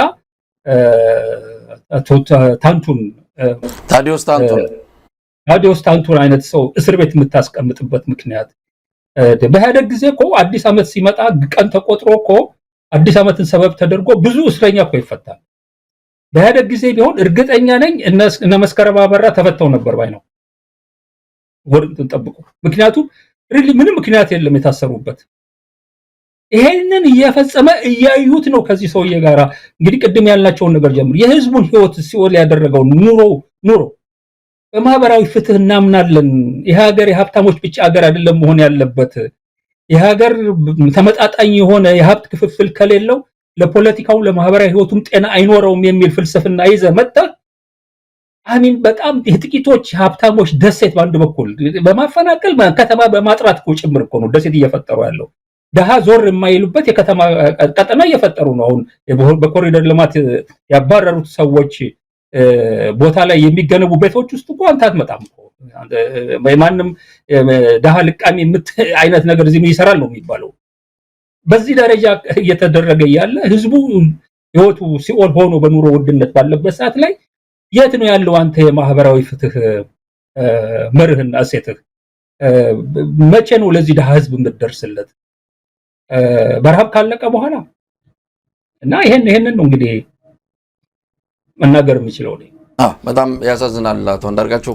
ለማንኛውም ከኤርትራ ጉዳይ ጋር ያለውን ደግሞ እናንሳ። እንግዲህ አብይ አህመድ የባህር በር ባለቤት እንሆናለን የሚለውን ህልሙን ለማሳካት ብዙ ነገሮችን እያደረገ ነው። ያዝለቀቅ እያደረገው ከምዕራባውያን ትንሽ ፊታቸው ኮስተር ሲል ወደኋላ እያፈገፈገ ደግሞ የሆነ ክፍተት ሲያገኝ እንደው ዘራፍ እያለ ይህንን ሳምንታት ወራት ዘልቋል። አሁንም ሰሞኑን የአሜሪካው የአፍሪካ አንድ ኮማንደር አዲስ አበባ በመጡ ጊዜ ያው መደበኛውን ዓለም አቀፍ የሆነውን የአንድ ሀገር የወደብ የመጠቀም መብትን እንደግፋለን ስላሉ የባህር በር ባለቤት አሜሪካ እንድንሆን ፈልጋለች ወይም ደግሞ ፈቅዳንላለች ወይም ደግሞ ደግፋለች የሚል ሰፊ የሆነ ፕሮፓጋንዳ እየሰማን ያለ ነው። ግን በአጠቃላይ ይህንን ጉዳይ በተመለከተም ከዚህ በፊት አንተም የተናገርከው አለ በቪዲዮ ጭምር የቀረ ነው እዛ አዲስ አበባ እያለ ስለዚህ ጉዳይ አንስት የተናገርከውን አሁን በተወሰነ ደረጃ ለራሳቸው በሚጠቅም መልኩ እየጠመዘዙትም እያቀረቡት እንዳለ ወይም ደግሞ በሌሎችም እየቀረበ እንዳለ ነው የሰማነውና እስቲ ስለሱ ቪዲዮም ጭምር የሆነ ነገር ትለናል ብለን እንጠብቃለን። ከዛ ባሻገር አጠቃላይ ሁኔታውን እንዴት አየኸው? የወደብ ባለቤት እንሆናለን፣ የታሪክ ስህተት ተሰርቷል፣ እስካሁን አንድም ቃለ ጉባኤ ላየንም ምንም ነገር ያየነው ነገር የለም። እንዴት አሰብ እንደሄደች ኤርትራም ራሱ እንዴት እንደሄደች የምናውቀው ነገር የለም። በዚህ የተጻፈ የፓርቲም ሆነ የመንግስት ሰነድ አላየንም የሚል መከራከሪያም በአደባባይ በህዝብ ተወካዮች ምክር ቤት ፊት ነው ያቀረበው።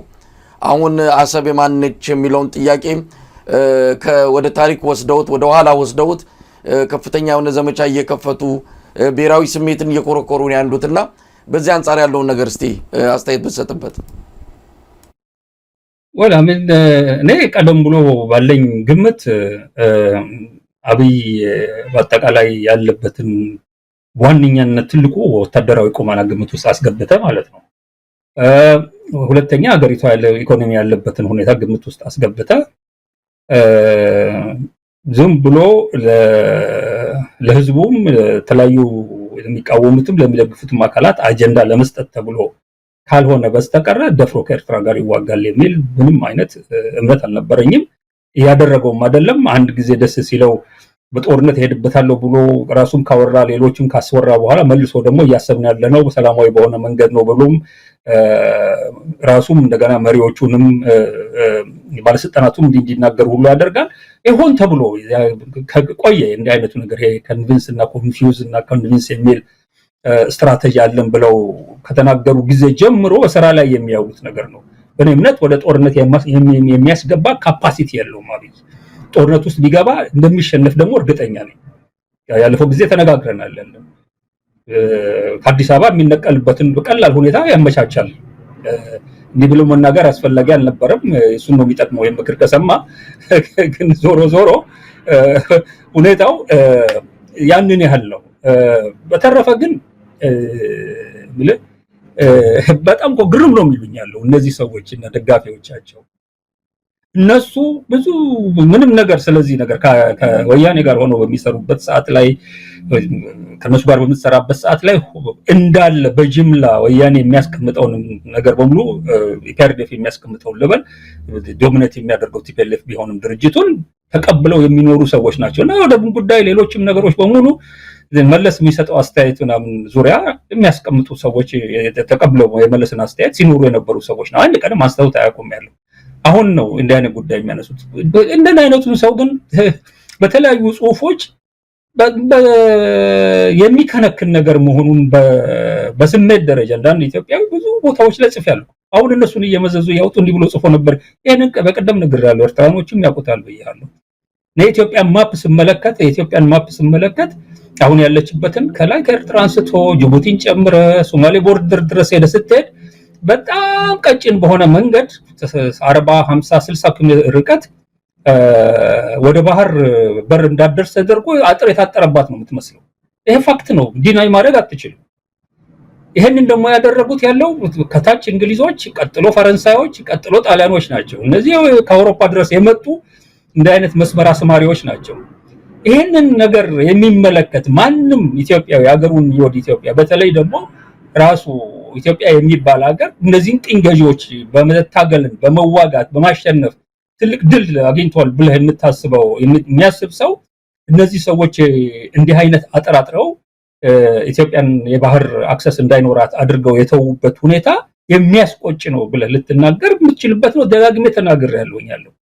ነገር ግን የሚያስቆጭ ነው ማለት ጦርነት ከፍተህ የዓለምና የአህጉሩን ሕግ ጥሰህ መዘዙ ምን ሊመጣ እንደሚችል ወደማታውቀው መልሶ እንደገና ከፍተኛ ቁጥር ያለው የህዝብ እልቂት የማህበራዊና ኢኮኖሚ ውድመት ወደሚያስከትል ጦርነት ገብተህ ወደብ እንድታመጣ አንዳርጋቸው ይደግፋል ማለት አይደለም። ኢትዮጵያ ህጋዊ በመሆነ መንገድ የሚሉት ነገር ሰላማዊ በሆነ መንገድ ወደብ የሚያገኙ ከሆነ እኮ ከዚህ በፊት እኔም ጓደኛ ዘላለም ተናግሮታል ያለው ማን ነው የሚጠላው ያለው በዛ አይነት መንገድ የሚገኝ እስከሆነ ድረስ ገብቷል። ነገር ግን አንደኛ ይሄ የተነሳበትን ዓላማ ውስጥ አልገባም እኔ። ነገር ግን በአሁን በሚለው በጦርነት መንገድ ኤርትራን ለሉዓላዊነት ተጋፍቼ ወደብ አመጣላችኋለሁ የሚለው ነገር በአጠቃላይ ኢትዮጵያንም ቀጠናውንም ወደ ከፍተኛ ቀውስ ውሎ አድሮም ኢትዮጵያ ጭራሹኑ ወደ ባሰ መቀመቅ ውስጥ የሚጨምራት ሁኔታ ነው። አቀርበዋል ያልከውን ቪዲዮ ብታቀርበው አንድ ነገር ተናግሬያለሁ ከዚህ ፊት እኔ ኢትዮጵያ በዙሪያው የከበቧት አገሮች በሙሉ የአረብ ሊግ አባላት ናቸው። የእስልምና እምነት ተከታይ ምክር ቤት አባላት ናቸው በሙሉ። አረቦች ከኢትዮጵያ ጋር ከረጅም ጊዜ ጀምሮ ያላቸውን እይታ ኢትዮጵያ ላይ ግምት ውስጥ አስገብተህ ይሄ ግብፅንም ይጨምራል ሌሎችንም ይጨምራል እይታ አስገብተህ ሁልጊዜም ቢሆን ከኢትዮጵያ ጋር ፍሬንድ ሊሆን ስትራቴጂክ የሆነ ፍሬንድሺፕ ላይ የተመሰረተ ግንኙነት ሊኖራቸው አይችልም። ያለው ስር የሰደደ ነገር አላቸው። እዛ አካባቢ አንዲት አገር የኢትዮጵያ ጋር ስትራቴጂክ የሆነ የጥቅም ግንኙነት የህልውና ግንኙነት ሊኖራት የምትችል ሀገር ብትኖር ኤርትራ ብቻ ናት። ከኤርትራ ጋር የሚኖረን ግንኙነት በከፍተኛ ደረጃ በጥንቃቄ ወንድማማችነት ሰጥቶ መቀበል ይዋለ ያደረ በሚጠናከር የጋራ ተቋማት መስረታ ብሎም ማድሮ ወደ ጋራ ኢኮኖሚ ወደ ጋራ ሴኩሪቲ ነገር የሚሄድበትን ሁኔታ እየፈጠሩ በኤርትራ ያሉትን ወደቦች ዋንኛ ወደቦቻችን አድርጎ ከመንቀሳቀስ ውጪ ሌላ ምርጫ ኢትዮጵያ የላትም። ትናንትና ግብጽ ጅቡቲ ውስጥ ገብታለችና ወደብ እየገነባች ነው። ጅቡቲ አጠቃላይ አካሄድ ታይቷል ያለው ባለፉት ጥቂት ወራት የሆኑ ነገሮች በሚመጣበት ሰዓት ላይ ወዴት ልትሄድ እንደምትችል አቲቲዩዷን እያየን ነው። ግብጽን ማስገባት ዝም ብላ አይደለም ለተረት አይደለም ያስገባቸው። ስለዚህ በጅቡቲ በኩል አንድ ቀን ጉሮሮ ልትታነቅ ትችላለህ። ሌሎቹም ተባብረው ጠቅላላ ኢትዮጵያ መውጫ መግቢያ እናሳጣት ቢሉ እኔ ደፍሬ የምናገረው የኤርትራ ህዝብና የኤርትራ መንግስት የዚህ አይነት ነገር ተባባሪ ሆኖ ኢትዮጵያ ጉሮሮዋ ስትያዝ እንድትያዝ የማያደርግ ህዝብና መንግስት ቢኖር የኤርትራ ህዝብና መንግስት ነው። ያቱም ያንን አቃለውኝ ያለው። ስለዚህ ነው አብይ ስልጣን ላይ ሲመጣ ከደገርኩት ነገር መካከል ዋናው በዙሪያችን ካሉ ሀገራት በተለየ ኢትዮጵያ ጥብቅ ግንኙነት ስትራቴጂክ በሆነ መንገድ በቋሚ ወዳጅነትና በቋሚ ጥቅም ላይ የተመሰረተ ግንኙነት ከኤርትራ ጋር ማድረግ አለባት። ሌላ ኢትዮጵያን የሚያክል ትልቅ አገር ይዘህ ኢኮኖሚ ሊኖር የሚችለውን አቅም ግምት ውስጥ አስገብተህ እንዴት ነው ግን ሰላማዊ በሆነ መንገድ ዋንኛው ሞዴል ሆነ ከኤርትራ ጋር ሪሌት ማድረግ የሚገባ አካል አንተ ሆነ ሁሉም ነገር እንደውም ካለ ትልቅነት በዚህ መንገድ ማሸነፍ የምትችልበት መንገድ እያለ እንደ አንድ ትንሽ ምልህሎ ገና ተራብጦ ያልጠገበ የመንደር ወጠጤ ይመስል ተነስተ ከኤርትራ ጋር ቡጢ ያስፈልገኛል ብለህ የምታወራው እንደዚህ ነው የሆነ ያለው ኢትዮጵያ ጉዳይ። ኢትዮጵያ እኮ ብዙ መንገዶች አሏት ያለው ከኤርትራ ጋር ስሙዝ የሆነ ግንኙነት መስረታ የኤርትራም የኢትዮጵያም ጥቅም ተጠብቆ ያለ ምንም ጦርነት እነዚህን ወደቦች መገልገል የምትችልበት ሁኔታ ነው። በሂደት ምን ደሞ ሊሆን እንደሚችል አታውቅም። ዋንኛው ትልቁ ግን ተጠያቂ ነው የማደርገው ሁሉ ጊዜ በኢትዮጵያና በኤርትራ ሪሌሽንሺፕ መካከል ኤርትራ የራሷ ስጋት አላት። ገና ከጦርነት ላይ ተመስርቶ የተፈጠረ ነፃነትና አገር ሶሊዲፋይ አድርጎ መሄድ የሚችልበትን ሁኔታ ስቲል ያመቻቸች ያደረገች ያለች ሀገር ናት። ኢትዮጵያ ነው ተረጋግቻለሁ የሚለው ሀገር። የተረጋጋው ሀገር በኤርትራ ውስጥ መረጋጋት እንዲኖር ከኤርትራ ጋር የሚለውን ግንኙነት አሳምሮ ጠቅላላ ብዙ ነገሮች መልክ እንዲይዙ በማድረግ ሊያሸንፈው የሚችለው መንገድ እያለ ለምንድን ነው ጦርነት ውስጥ የምትገባው? ለምንድን ነው ስለ ጦርነት የምታወራው? እና ይሄ ቀድሞም የነበረው የፒአርዲኤፍ መንግስት ይሄድበት የነበረ የተሳሳተ መንገድ ነው። እዛ ውስጥ ዝርዝር አልገባም ያለው ያንን አቋም ለምን ቲፒኤልኤፍ እንደወሰደ ከዚህ ፊት በሌላ ቦታ ተንትኛዋለሁ። አሁን ደግሞ ይሄ የስልጣን ጀመሩ መጥለቅ በምትጀምርበት ሰዓት ላይ እድሜን ያራዝማል ብሎ የገባበት ነገር እንጂ ኢትዮጵያ ሪሊ መሰረታዊ የሆነ ብሔራዊ ጥቅም ለማስከበር አይደለም። የኢትዮጵያ መሰረታዊ ብሔራዊ ጥቅም የሚያስከብረው አቅጣጫ ሌላ ነው። ሰላማዊ በሆነ መንገድ የሁለቱን ህዝቦች እና መንግስታት ግንኙነት በከፍተኛ ደረጃ አጥብቀህ ኖት ኦንሊ እንደውም አንተንና እነሱን ብቻ አይደለም በቀጠናው ላይ የጋራ ኢንፍሉዌንስ እንዲኖር ለማድረግ ሰርተ ነው ጭራሹኑ ያንን አካባቢ ኢትዮጵያና ኤርትራን ወደ ተሻለ ሁኔታ ማምጣት የሚቻልበትን ሁኔታ መፍጠር ያለበት ኖት አሁን ፉከራ በማድረግ አይደለም። ስለዚህ ይሄንን አይነት የቆዩ ንግግሮች ጽሁፎች እያቀረቡ ቆርጠው በተለይ ከኤርትራ ጋር ያያዝኩትን ስትራቴጂክ የሆነች አላይ መሆኗን ኤርትራ ባትኖር አንቀው ሊገሉን ይችላል የሚለውን ቆርጠው አውጥተው የመጀመሪያውን ፓርቲ እያቀረቡ የሚናገሩትን ነገር አይቼዋለሁ ያሉ ባታቀርበው ትርጉም የለውም። የኔ አመለካከት ግን እንደ አንድ ዘርማንዘሩ በአርበኝነት መስዋዕትነት ሲከፍሉ የመጡ የልጅ ልጅ የሆንኩ ሰው በኢትዮጵያ ባንድ ወይ በሌላ መልኩ ደህና ነገር በደረሳት ቁጥር አይናቸው ከሚቀሉት የባንዳ ዘርማንዘር ሰዎች ጋር ልትመደበን ማትችል መሆኑን ዓለም ያውቀዋል። ለዚህም ነው እነሱ ምንም ነገር በማይናገሩበት ሰዓት ላይ በዛ ደረጃ ስሜታችንን የሚገልጹ ጽሁፎችን ስንጽፍ የነበረው። በዚህ ደግሞ አፕፍሮንት የሆነ አቲቲዩዳችን ይሄንን በሚመለከት በምንናገረው ነገር ተልመጥምጦ ዋሽቶ ተደብቆ ከሚያደርገው ሰው የበለጠ በኤርትራውያን አካባቢ ክብር ያለን ለዚህ ነው። እንደው አንዳርጋቸው ሰሞኑን ጌታቸው ረዳ በአልጀዚራ ላይ ቀርቦ የተናገረው እንመጣበታለሁ። ስለሱ ማጭር አስተያየት እንድትሰጥ አረጋለሁ። እንደው ጌታቸው ያለው አለ እርግጠኛ ነኝ አብይና ኢሳያስ ችግሩን ይፈቱታል፣ ወደ ጦርነት አይገቡም ብሎ እመነኝ ብሎ ነው ጋዜጠኛውን ጭምር ስለ ሁኔታው የገለጸው። አብይም ዳርዳር ይላል፣ ጦርነት እንደማያካሂድ ያውቀዋል። ነገር ግን ፋኖን መርዳታቸውን ያቁሙ፣ ህወሓትን ጋር የጀመሩትን ግንኙነት ያቁሙ፣ እነዚህ ነገሮችን ከጀርባ ለወዳጅ ሀገራት እንደሚነግር ነው የሰማነው። የወደብ ፍላጎቱ በዋናነት ዋና አጀንዳ ሆኖ ከሽማግሌዎቹ ጋር ወይም ደግሞ ወዳጅ አገር ከሚባሉት ጋር ይህንን አጀንዳ አያነሳም። በዋናነት የፈለገው ፋኖን፣ የትግራይ ኃይሎችን እንደዚህም ሌሎችን አይርዳብኝ የሚል ነገር ነው የሚያቀርበውና እንደው አንተም እንደ ጌታቸው ትጋራለህ? አብይና ኢሳያስ ጦርነት ውስጥ አይገቡም ብለህ ድምዳሜ መስጠት ትችላለህ? አንደኛው መነሳት ያለበት ጦርነት ሁለቱ እንደሚገቡ አድርገን አናቀርም። ምክንያቱም ጦርነት ውስጥ ገባለሁ የሚለው አብይ ነው። ጦርነት ውስጥ ገባለሁ ብሎ ኢሳያስ ሲፎክር ሰምቼው አላውቅም። ኤርትራ ስትፎክር ሰምቻት አላውቅም። ስለዚህ አንደኛ ይሄን ማስተካከል አለብን ያለው ሁሉ የጦርነት አጀንዳ የሚያነሳው አብይና የኢትዮጵያ መንግስት ነው። የኢትዮጵያ መንግስት ጦርነት በኤርትራ ላይ ከፍቶ የኤርትራን መንግስት ጦርነት ውስጥ ይጨምረዋል ወይ? አይጨምረውም ነው። ለምን? ሰላማዊ በሆነ መንገድ ችግር ለመፍታት ስለሚፈልግ አይደለም። ቅድም ተናግሬ ያለው አቅም የለውም፣ ወታደር የለውም።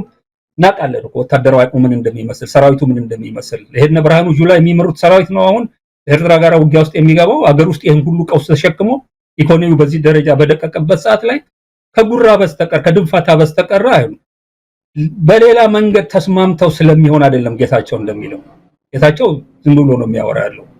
ጌታቸው ሁለቱ ተነጋግረው ይፈቱታል። ተነጋግረው ለመፍታት እኮ ገብቷል። ሁለት የሚታመኑ ፍጥረቶች መገኘት አለባቸው በሁለቱም በኩል። እንደ አብይ አይነት ውሸታም የለየለት ውሸታም እኮ ነው። በጣም ሰሞኑን ሪቴት እያደረገ የመጣ ነገር አለ ውሸታም የምልበት ምክንያት እና ማን እንደሆነ ምን እንደሆነ በዝርዝር የኤርትራ መንግስት ባወቀበት ሁኔታ ከእንዲህ አይነት ሰውዬ ጋራ ሁለተኛ ተመልሶ ወንበር ላይ ተቀምጦ ሰላማዊ በሆነ መንገድ ችግሮች እንዲፈቱ ወይ ሌላ ምናምን በሚል ተረትና ጨዋታ ውስጥ ይገባል የሚል እምነት የለኝም። በምንም አይነት ለሀያ ስንት ዓመት እኮ ሰላምም ወይም ጦርነት የሌለው ሁኔታ ውስጥ እኮ ኢትዮጵያና ኤርትራ የተቀመጡት እኮ የመነጋገር እድል ምናምን ነገር እኮ በሌሎችም ሳይለመኑ ወይ ሁኔታ ይመቻች ሳይባል ቀርቶ አይደለም። መሰረታዊ የሆነ የመርህ ጥያቄ ኤርትራ ስላነሳ ነው።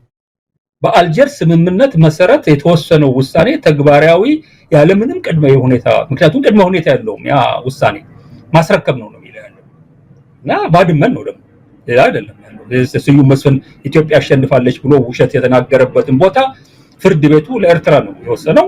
ያንን አስረክቡን፣ ያንን ሳታስረክቡን ሌላ አይነት ወሬ ከናንተ ጋር አናወራም እኮ መለስ 5 ቅድመ ሁኔታዎች ያስቀመጠ። ያንን ለማስመለስ ቅድመ ሁኔታዎቹን ተውና መጀመሪያ ውሳኔውን የፍርድ ቤቱን ውሳኔ ፈጽምና ከዛ በኋላ በፈለከው ጉዳይ ላይ እንነጋገራለን አሉት። በዚህ ደረጃ መር ላይ ተተክለው የሚሰሩ ሰዎች ስለሆኑ እንደ አብይ አይነቱን ቀጣፊ እዚህ በኋላ አምነው፣ ምክንያቱም ከመጀመሪያው ጀምሮ እነሱ እሱን አምነው የሰሩት በጣም ብዙ ነገር አለ። እምነት አይደለም እኔ በተወሰነ ደረጃ እናግሬያቸዋለሁ።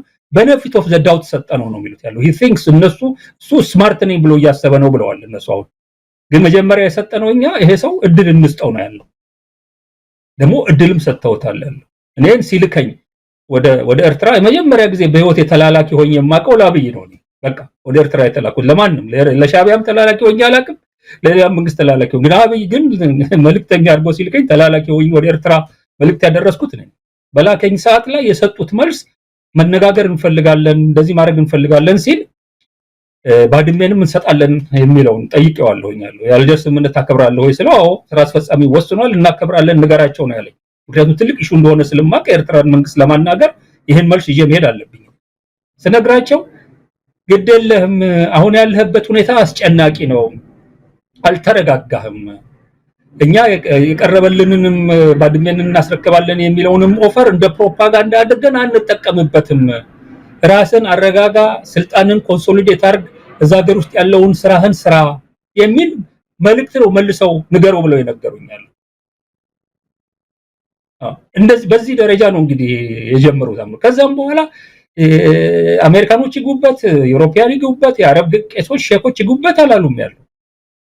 ቀጥታ ይሄን ሰውዬ አምነው በኔ በኩል ንገረው ሰኞ ሰው መላክ እንፈልጋለን ወደ ኢትዮጵያ ነው ያሉት በዋትስአፕ አለ ሴቭ አድርጌዋለሁ ለታሪክ ይሄ መልእክት ልከው ያለምንም ፎርማሊቲ ወደ ኢትዮጵያ እና የማንና የውጭ ጉዳይ ሚኒስትሩ ሰዎች የመጡበት ሁኔታ ነው የተፈጠረው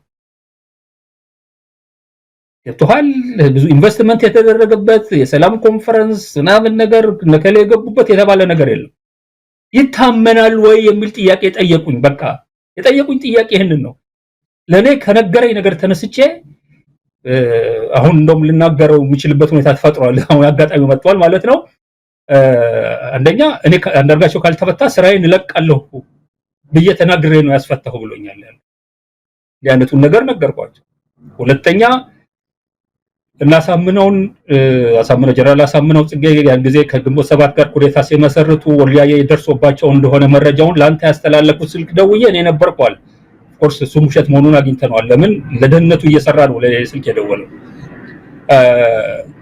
ሌላ የሰጠናቸው እንደሚታመን ያቀረቡት መረጃ እሱ ራሱ የነገረኝ ነው በኢሜል የመጣልኝ የጀነራል አሳምነውና የጀነራል ከማል ገልቹ የቱሪያ ቴሌፎን ውይይት ትራንስክሪፕቱ በኢሜል ተልኮል የላኩት እሱን እኔ ነኝ አለ እና ይሄንን ደግሞ አስቀድሜ ነግሬያቸው ስለነበር ለነሱ ይሄን ሁሉ ስራ ምናምን ሲሰራ የነበረው እሱ ነው እኔ ነኝ ብሎኛል በሚል ከውስጥ ሆኖ ስርዓቱን የሚታገል ሰው መምሰሉ መሆኑን ለነሱ አንተ አረጋግጣል አብይ ስለመሆኑ አቶ አንዳርጋቸው አብይ ስለመሆኑ ያንን ያደረገው ይሄን ጉዳይ የሚያቅሰው የለም ስለዚህ እኔ ነኝ ሲለኝ ከዚህ በፊት ማንንም ሰው አንስቶልኝ የማያውቅ ጉዳይ ነው ምን ልበለው ነገር ግን አንድ ነገር በጣም መናገር ያለብኝ ነገር አንዳርጋቸው ካልተፈታ ስልጣኔን ልለቃለሁኝ ከሁለቱ ምረጡ ወይ ከነ ስልጣን ላይ መቆየት ወይ እሱን ከመፍታት ብዬ ምርጫ ነው የሰጠኋቸው ነው ያለኝ እና በዚህ አይነት ግፊት አድርገን አስፈታው ነው ያለኝ ከዛ በኋላ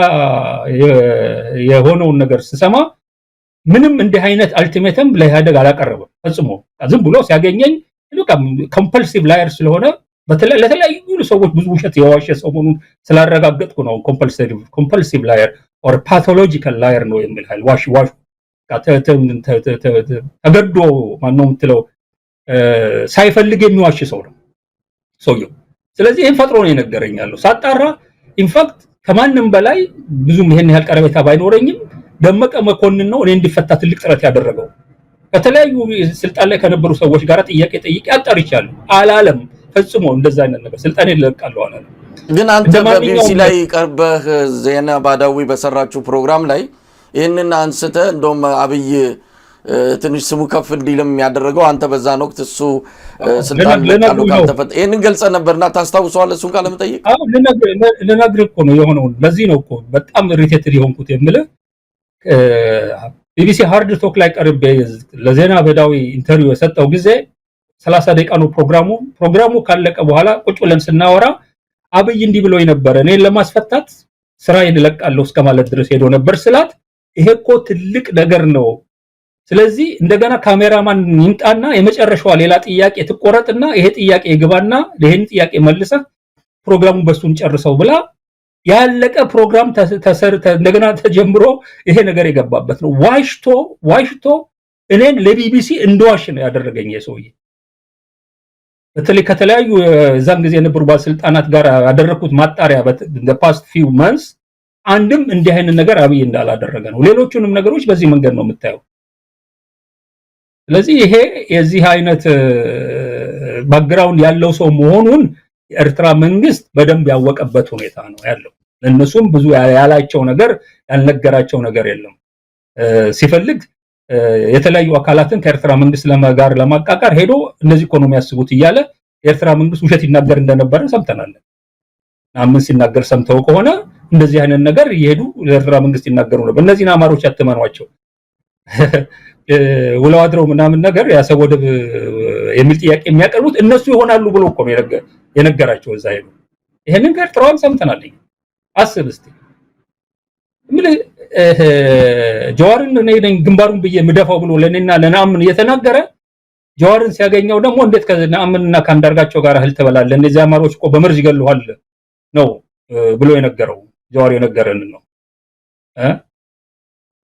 እና የናንዳርጋቸውና ናምን እኮ አይታመኑም የሻቢያ ሰላዮች ሊሆኑ ይችላሉ ብሎ ለጀዋር ነግሮታል ያለው ሲል አይ ሰላይ የሚሆኑ ከሆነ ብሎ ሌላ ሰው ስሙን አልጠራም ያለው ነው ለሚስጥራዊነትም ለምኑ ማይታ እንትን የሚል ሰው ሌላ ሰው አለ እሱ ነው ሊሆን የሚችለው ብዬ መልስ ሰጠውት አለ ያ ሰውዬ ኦሮሞ ነው ሄዶ ለዛ ሰው የሻዕቢያ ሰላይ ነው ይላል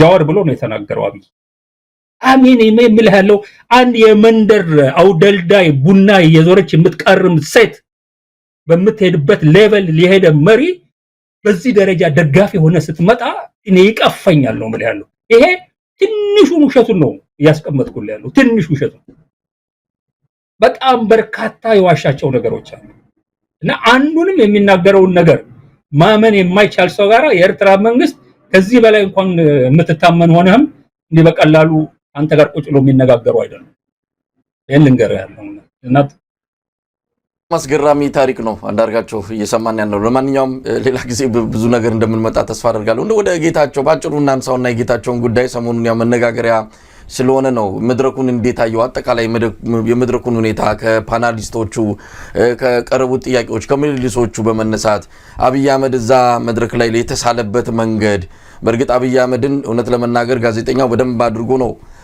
ከጌታቸው ባልተናነሰ ያዋረደው የአብይ አህመድ እንደው ምንድነው የሚባለው እርቃኑ የተጋለጠበትን ብሎ መግለጽ ይቻላል ያው ስለምናቀው ለኛ አዲስ ስላልሆነ ብዙዎች ፕሮግራሙን የሰሙት የውጪ ሰዎች በአብይ አህመድ ብዙ ነገር እንዳገኙ ነው የሰማነው ለማንኛውም አብይ አህመድን ልክ እንደ ኢትዮጵያ ታላቅነት መላሽ የኢትዮጵያን ታላቅነት የሚፈልግ ህልመኛ ይሄንን ግን የሚቃወሙ እንዳሉ አይነት አድርጎ ነው ያቀረበውና አብይ አህመድ በዛ ደረጃ የሚገለጽ ነው የኢትዮጵያ መላሽ የኢትዮጵያ ታላቅነትን ለማምጣት ነው እየሰራ ያለው ብዙ ጥያቄዎች ይነሳሉ እስቲ አጠቃላይ ጌታቸው የቀረበበትን መድረክ እንዴት አየው አረኖ ለምን እሱ ደፍሮም እንደዚህ አይነት መድረክ ላይ እንደቀረበ አላውቅም ምክንያቱም ሰውየው የታወቀ ሲሪየስሊ ጥያቄ የሚጠይቅ ሰው ነው በተለይ ደግሞ ጌታቸው አሁን ከገባበት ሁኔታ ያን ሁሉ ነገር ሲቀባጠር ከርሞ የአብይ አማካሪ ሆኖ በሚኒስትር ደረጃ ተመድቦ እየሰራ ባለበት ሁኔታ እዛ ቦታ ላይ መጥቶ ሰውየው ምን ይጠይቀኛል ብሎ እንደሆነ አልገባኝም ያለው እንደዛ እስከሚንተባተብ ድረስ መልሳቶ ማለት ነው ሶ አንዱ የሚገርመኝ ነገር ነው ቅድም ያነሳው አጀንዳ ለእናንተ መጀመሪያ ከኢትዮጵያ ወጥቼ ኢንተርቪው ያደረኩበት ሰዓት ላይ ስነግር ያለው እየታየ ያለው ያ ነው አብይ ኢትዮጵያን የሚሆን አጀንዳም የኦሮሞ አጀንዳም ያለው ሰው አይደለም ነው የኔ አቋም አብይ በስልጣን የሰከረ ምንም አይነት ችሎታም ብቃትም የሌለው ባንድ ግርግርና አጋጣሚ ኢትዮጵያን ትልቁን ስልጣን ቦታ የያዘ ትንሽ ሰው ነው ማነው ስሙ ሲለው የነበረው እውነታ ጌታቸው ሲለው የነበረው ነገር ነው ኢንፋክት እየተረጋገጠ የመጣው ያለው ግን እዛ አለምልልሱ ላይ አልጀዚራ ላይ በሚቀርብበት ሰዓት ላይ ብሔረተኞቹ የአልጀዚራ ጆሮ በሚገባ የተቆጣጠሩት መሆኑን የሚያሳይ ነገር ነው ልክ አብይ ኢትዮጵያኒስት ሆኖ ዩኒፋይ ማድረግ ነገር ፍላጎት ያለውና እንደውም የመደመር መጽሐፉን አንዱ ከገመገምኩበት ነጥብ አንዱ የመደመር ሁለቱን መጽሐፍ ከገመገምኩበት ጊዜ አብይ ከኢፒአርዲኤፍ የፖለቲካ የርዕዮተ ዓለም አመለካከት ነፃ መሆን አለመቻሉን እነዚህ የመደመር መጽሐፎች ያሳዩ ነው የሚላለው ለምን ህገ መንግስቱንም ሳክሮሳንክት አድርጎ ነው የሚመለከተው እዛ ጽሁፍ ውስጥ ስለ ብሔረሰቦች የሚነሱት ነገሮች በሙሉ ተመሳሳይ ኢፒአርዲኤፍ ሲናገር በነበረበት ቋንቋ ነው ምንም ነገር የመነካካትና የመቀየር ፍላጎት በሌለው መልኩ መጽሐፉ ላይ ክሊርሊ ተቀምጧል ያለው ስለዚህ በእንትኑ ላይ በውይይት ላይ አብይን ኢትዮጵያኒስት አድርጎ ለመሳልና ችግር እየገጠመው ያለው በዚህ የተነሳ ነው ብሎ ለማቅረብ በጣም የተሳሳተ አካሄድ ነበር ሄደው ያ የሚያሳያለው ፓናሊስቶቹም ተመሳሳይ የሆነ አመለካከት ያላቸው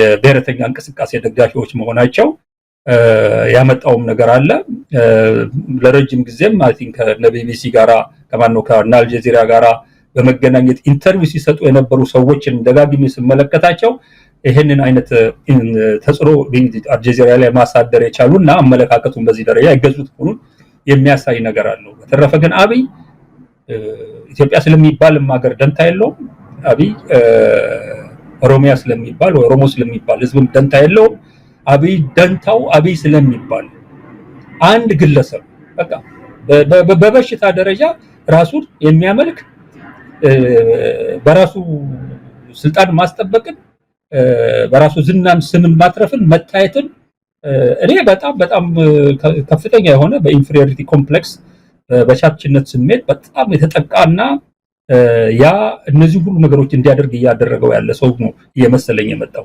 የማያቸው ነገሮች በሙሉ ያንን ነው የሚያሳዩት ያለው። በራስ የሚተማመን ሰው የሚሰራው ስራ አይመስልም።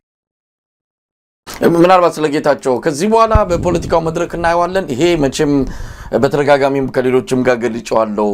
በፖለቲካ ስብዕና በፖለቲካ ማንነቱ ጌታቸው ረዳ ሞቶ የቀብር ስነ ስርዓቱን ነው ያየነው አልጀዚራ መድረክ ላይ የሚል ነው ሐሳብም የሰጠውትና ከዚህ በኋላ መቼም በትንሳኤ የሚነሳ ካልሆነ በስተቀር በተለይ ግን ያው የኢትዮጵያ ፖለቲካ የሚታወቅ ነው። ከሱ የባሰ ቀጣፊዎች ከሱ የባሰ ሙልጭልጭ ባህሪ ያላቸው እንደ አብይ አይነቱም በስልጣን ላይ የቆየበት ነውና ላይገርመን ይችላል ተመልሶ አሁንም በፖለቲካው መድረክ ላይ ብናየው። እንደው ባንተ እንደው ፖለቲከኛም ስለሆንክ ነው እንዲህ አይነት በዓለም አቀፍ ደረጃ እንዲህ አይነት ተዘርረ ከፍተኛ የሆነ መዝረክረክ ውስጥ ገብተ ዳግም ወደ ፖለቲካው ትመጣለህ?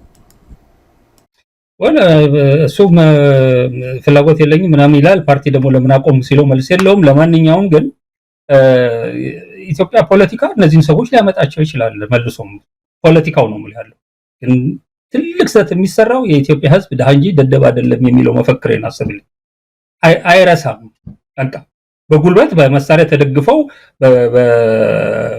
በፓርቲ ስትራክቸር አድርገው ምናምን ነገር አይናቸውን በጨው ታጥበው ሊመጡ ይችላሉ። ነገር ግን ማን ነው ጌታቸው ረዳ ብለህ ከላይ ከትግራይ አንስተህ እስከ ሞያሌ ድረስ ብትጠይቅ በመቶ ሚሊዮን የሚቆጠር ሰው መልስ ሊሰጥ የሚችልበት ደረጃ ላይ ደርሷል ያለው። ወሽካታ ነው የሚል ያለው ቃለቀ ሌላ ነገር የለውም። እኔም ደህና ሰው ይመስለኝ ነበር። ኢንፋክት ሁለት ለመናገር ነው እንደ አንድ በዚህ ላይ እንትን ማድረግ ያለ በጣም የገረመኝ ነገር አለ። የጌታቸውና የጻድቃን አብይ ጋራ መስራት የገረመኝ ነገር የምልህ ምንድነው ከሁሉም የቲፒኤልኤፍ መሪዎች ቃል ተጠቅመው ከአማራ ልሂቅ ጋራ ሂሳብ እናወራረዳለን ያሉት እነሱ ብቻ ናቸው። ጦርነቱ ጊዜ ሁለቱ የሰጡት ረጃጅም ኢንተርቪዎች ላይ አንደኛው ላይ ኢንፋክት አማራ ልሂቃን ጋር ብሎ ሲናገር ጌታቸው ከአንዳርጋቸው ነጋና ከአንዳርጋቸው ጽጌና ከነብርሃኑ ነጋ ጋር ብሎ ጨምሮበታል። ብርሃኑ ነጋንም የአማራ ልሂቅ አድርጎ ነው እዛ ያስቀመጠው። ጻድቃን ከአንዳርጋቸው ጋር ብቻ ብሎ ነው።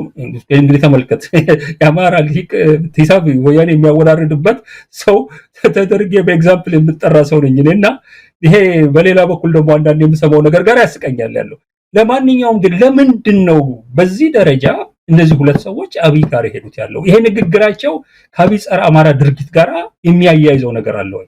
ሌላው ሐላላ ከያላ ስብሰባ መጀመሪያ ባደረጉ ጊዜ ከነደብረ ጽዮን ጋር እነጌታቸውም ነጻድቃን ነበሩበት ስብሰባ ላይ አብይ ያላቸው ከናንተ ጋር ሆነን የፕሪቶሪያ ስምምነት የሚቃወሙት አማራና ኤርትራንን እንወጋለን ብሎ ነው ያነገራቸው። 100% እርግጠኛ ሆኜ ነው የምነግርህ። ደብረ ጽዮን ተመልሶ ከዛ ስብሰባ ማዕከላዊ ኮሚቴ ስብሰባ ላይ ያቀረበው ነው። አብይ እንዲህ ብሎናል ብሎ አቅርቦ ያንን ሪፖርት ለኔ ከሴንትራል ኮሚቴው ውስጥ ያሉ ሰዎች ልከው ለአብይ መልሼ እንዲህ ብለሃቸዋል ወይ ብዬ በዋትስአፕ ልኬለታለሁ። ወይስ ፊክሽን ነው የሚያወሩት ያለው ፈጥረው ነው ወይ? ዛሬ አይታቸው ከሆነ አብይ አማራን እየወጋ ነው፣ ከኤርትራ ጋር ጦርነት እያለ ነው። ሁለቱ ሰዎች እሱ ጋር ነው ያሉት እና እነዚህ ሰዎች እያሰባሰባቸው ያለ ጸረ አማራ የሆነ አመለካከታቸው ነው ወይ? ብርሃኑ ነጋም ኦፍ ኮርስ ከአማራ ልሂቅ የሚለው ለለከፋ ብሎ ነው። አሁን ግን ኦፍ ኮርስ አማራ ክልል ላይ የሚሆነውን እያየ እስቲ ለአብይ አገልጋይ ሆኖ ብርሃኑ እየቀጠለ ለኔ ጸረ አማራ ነው ብዬ ደምድም ያለው። ስለዚህ ጌታቸውም አብይም ብርሃኑም በሙሉ እያሰባሰባቸው ያለ የጸረ አማራ ግንባር ነው ወይ የሚል ጥያቄ እስከማነሳ ነው የደረስኩት ያለው። እውነቴን ነው እንግዲህ ነው አንዳርጋቸው የጌታቸው ነገር ለመጨረሻ ጥያቄ ላድርገውና አብይን ተከላከለ ወይስ እንደውም አሁን ፕሮፌሰር አለማርያም የጻፈውንም እየተመለከትኩ ነበር። ጌታቸው ላይ የስድብ ናዳን ያወረደበት አለማርያም አብይን አሳጣ አብይን አጋለጠም ይመስላል። ለማንኛውም አብይ የተዋረደበት ነው በጌታቸው ወይስ አብይን ተከላከለበት ብሎ ማለት ይቻላል? በዚህ ቃለ መጠይቅ አብይስ ምን ሊሰማው ይችላል? ባለፈው በዚሁ እንትን ላይ ውይይት ላይም አብይ አህመድ ገና ለመሪነት ሀገር ለመምራት አልተዘጋጀም መዘጋጀት አለበት አይነት ንግግርም አድርጓል ጌታቸውና የተወሰኑ አብይ ሊወዳቸው ማይችላቸው ነገሮች መናገሩ አልቀረም የተከላከለውን ያህል አብይንም ያጋለጠበት እርቃኑ እንዲታይ ያደረገበትንም ነገር አንስቷልና ምን ልናይ እንችላለን በሁለቱ ግንኙነት ማለት በቀጣይ አብይ ትንሽ ሰው ስለሆነ በጣም ኢጎም ፍራጃይል ስለሆነ በቀላሉ ነካ ስታደርገው ድቁስ የሚል ነገር ያለው ሰው በመሆኑ ያንዳንዷን አሉታዊ የሆነች ጌታቸው አስተያየት ዝም ብሎ በቀላሉ የሚያልፋት አይደለም በጣም በትንሽ ነገር ሰዎች የሚበቀል ሰው ነው ኢንፋክት በቀሉ ያለፈው ጊዜ እንዲሁ በቃል ስናወራ ነገር ያለው እነ ጌታቸውን እዛ ሲያስጠጋና ጌታቸው አብይን ያድነቀ እንዲናገር ያደረገበት ምክንያት በዛ ደረጃ ድንቅዬ ያንን ሐሳብ ቀይሮ እሱ እንዲያደንቅ ሲያደርገው ብቀላ ውስጥ ነው አብይ ያለው ነው ያልኩ ያለው አብይ ስልጣን መስጠቱን እንደ ፖዚቲቭ ነገር አትመልከተው መኪናውን ሚኖርበትን ቤት ሌሎችን ቢሰጣውን እንደ ጥሩ ነገር አድርጋ አትመልከተው እነዚህ ሁሉ ሰጥቶ ግን በአደባባይ እየመጣ አንተን የሚያክል መሪ የለም በዛ ደረጃ የፖለቲካ ድንክያ ያልከውን ሰው እንድትናገር ማድረግ ለኔ የሞት አድርጌ ነው በቀል አድርጌ ነው አሁን ደግሞ ተጨማሪ በቀሎች የሚፈጸሙበት ሁኔታ ይመጣሉ ወጫማውን ሲያስጠርገውና ይሆናል ያለው አናውቅም ግን ሁለቱም ናቸው ተጎዱበት ሁኔታ ነው የተፈጠረው ግን ስማርት መሪ ብትሆን ግን ጌታቸውን አይነት በተወሰነ ነፃነት የሚናገሩ ሰዎች እንዳሉና ቶለሬት እንደሚደረጉ አድርጋ ፕሪቴንድ አድርገህ እንደውም አንተ ምን ያህል ቻይ እንደሆንክ ማሳየት ነው ያለው ኦፍ ኮርስ ይሄ ደግሞ ሌላ ምክር ሆኖ እንደሞ እንዳይሰማብኝና ጌታቸውን እንደ ልብ ተናገር እንዳይለው ነገር ግን በአንድ በኩል ጠቀሜታ ያለው ነገር ቢቆይ ስልጣን ላይ ይሄን እየተናገረ ምንም ሳይሆን ከቆየ የሚሰጠው ኢሜጅ አለ ሌሎችንም እንደዚህ በማድረግ መገኘት የሚችል እኮ ቤኔፊት አለው ያውና ክሪቲሲዝም ለመቀበል ትችት ለመቀበል ዝግጁ ናቸው ጠቅላይ ሚኒስትሩ የሚል እኮ ፕሮፓጋንዳ ለመንፋት በጣም ይጠቅማል ሜቢ ይሄን ንግግሬን ሰምቶ እንደ ጌታቸው እንድትጠቅማለች እንጠቀምባት እንዳይለው አሁን ስጋቴ በጣም ነው ማመሰግነው አንዳርጋቸው እንግዲህ በወቅታዊ ጉዳዮች ላይ በማተኮር ያደረግነው ቆይታ በዚሁ ያበቃል እንደ ሁሉ በአንከር ሚዲያ ታዳሚዎች ስም ምስጋና እናቀርባለሁ እግዚአብሔር ይስጥልኝ ነኝ ታንክ ዩ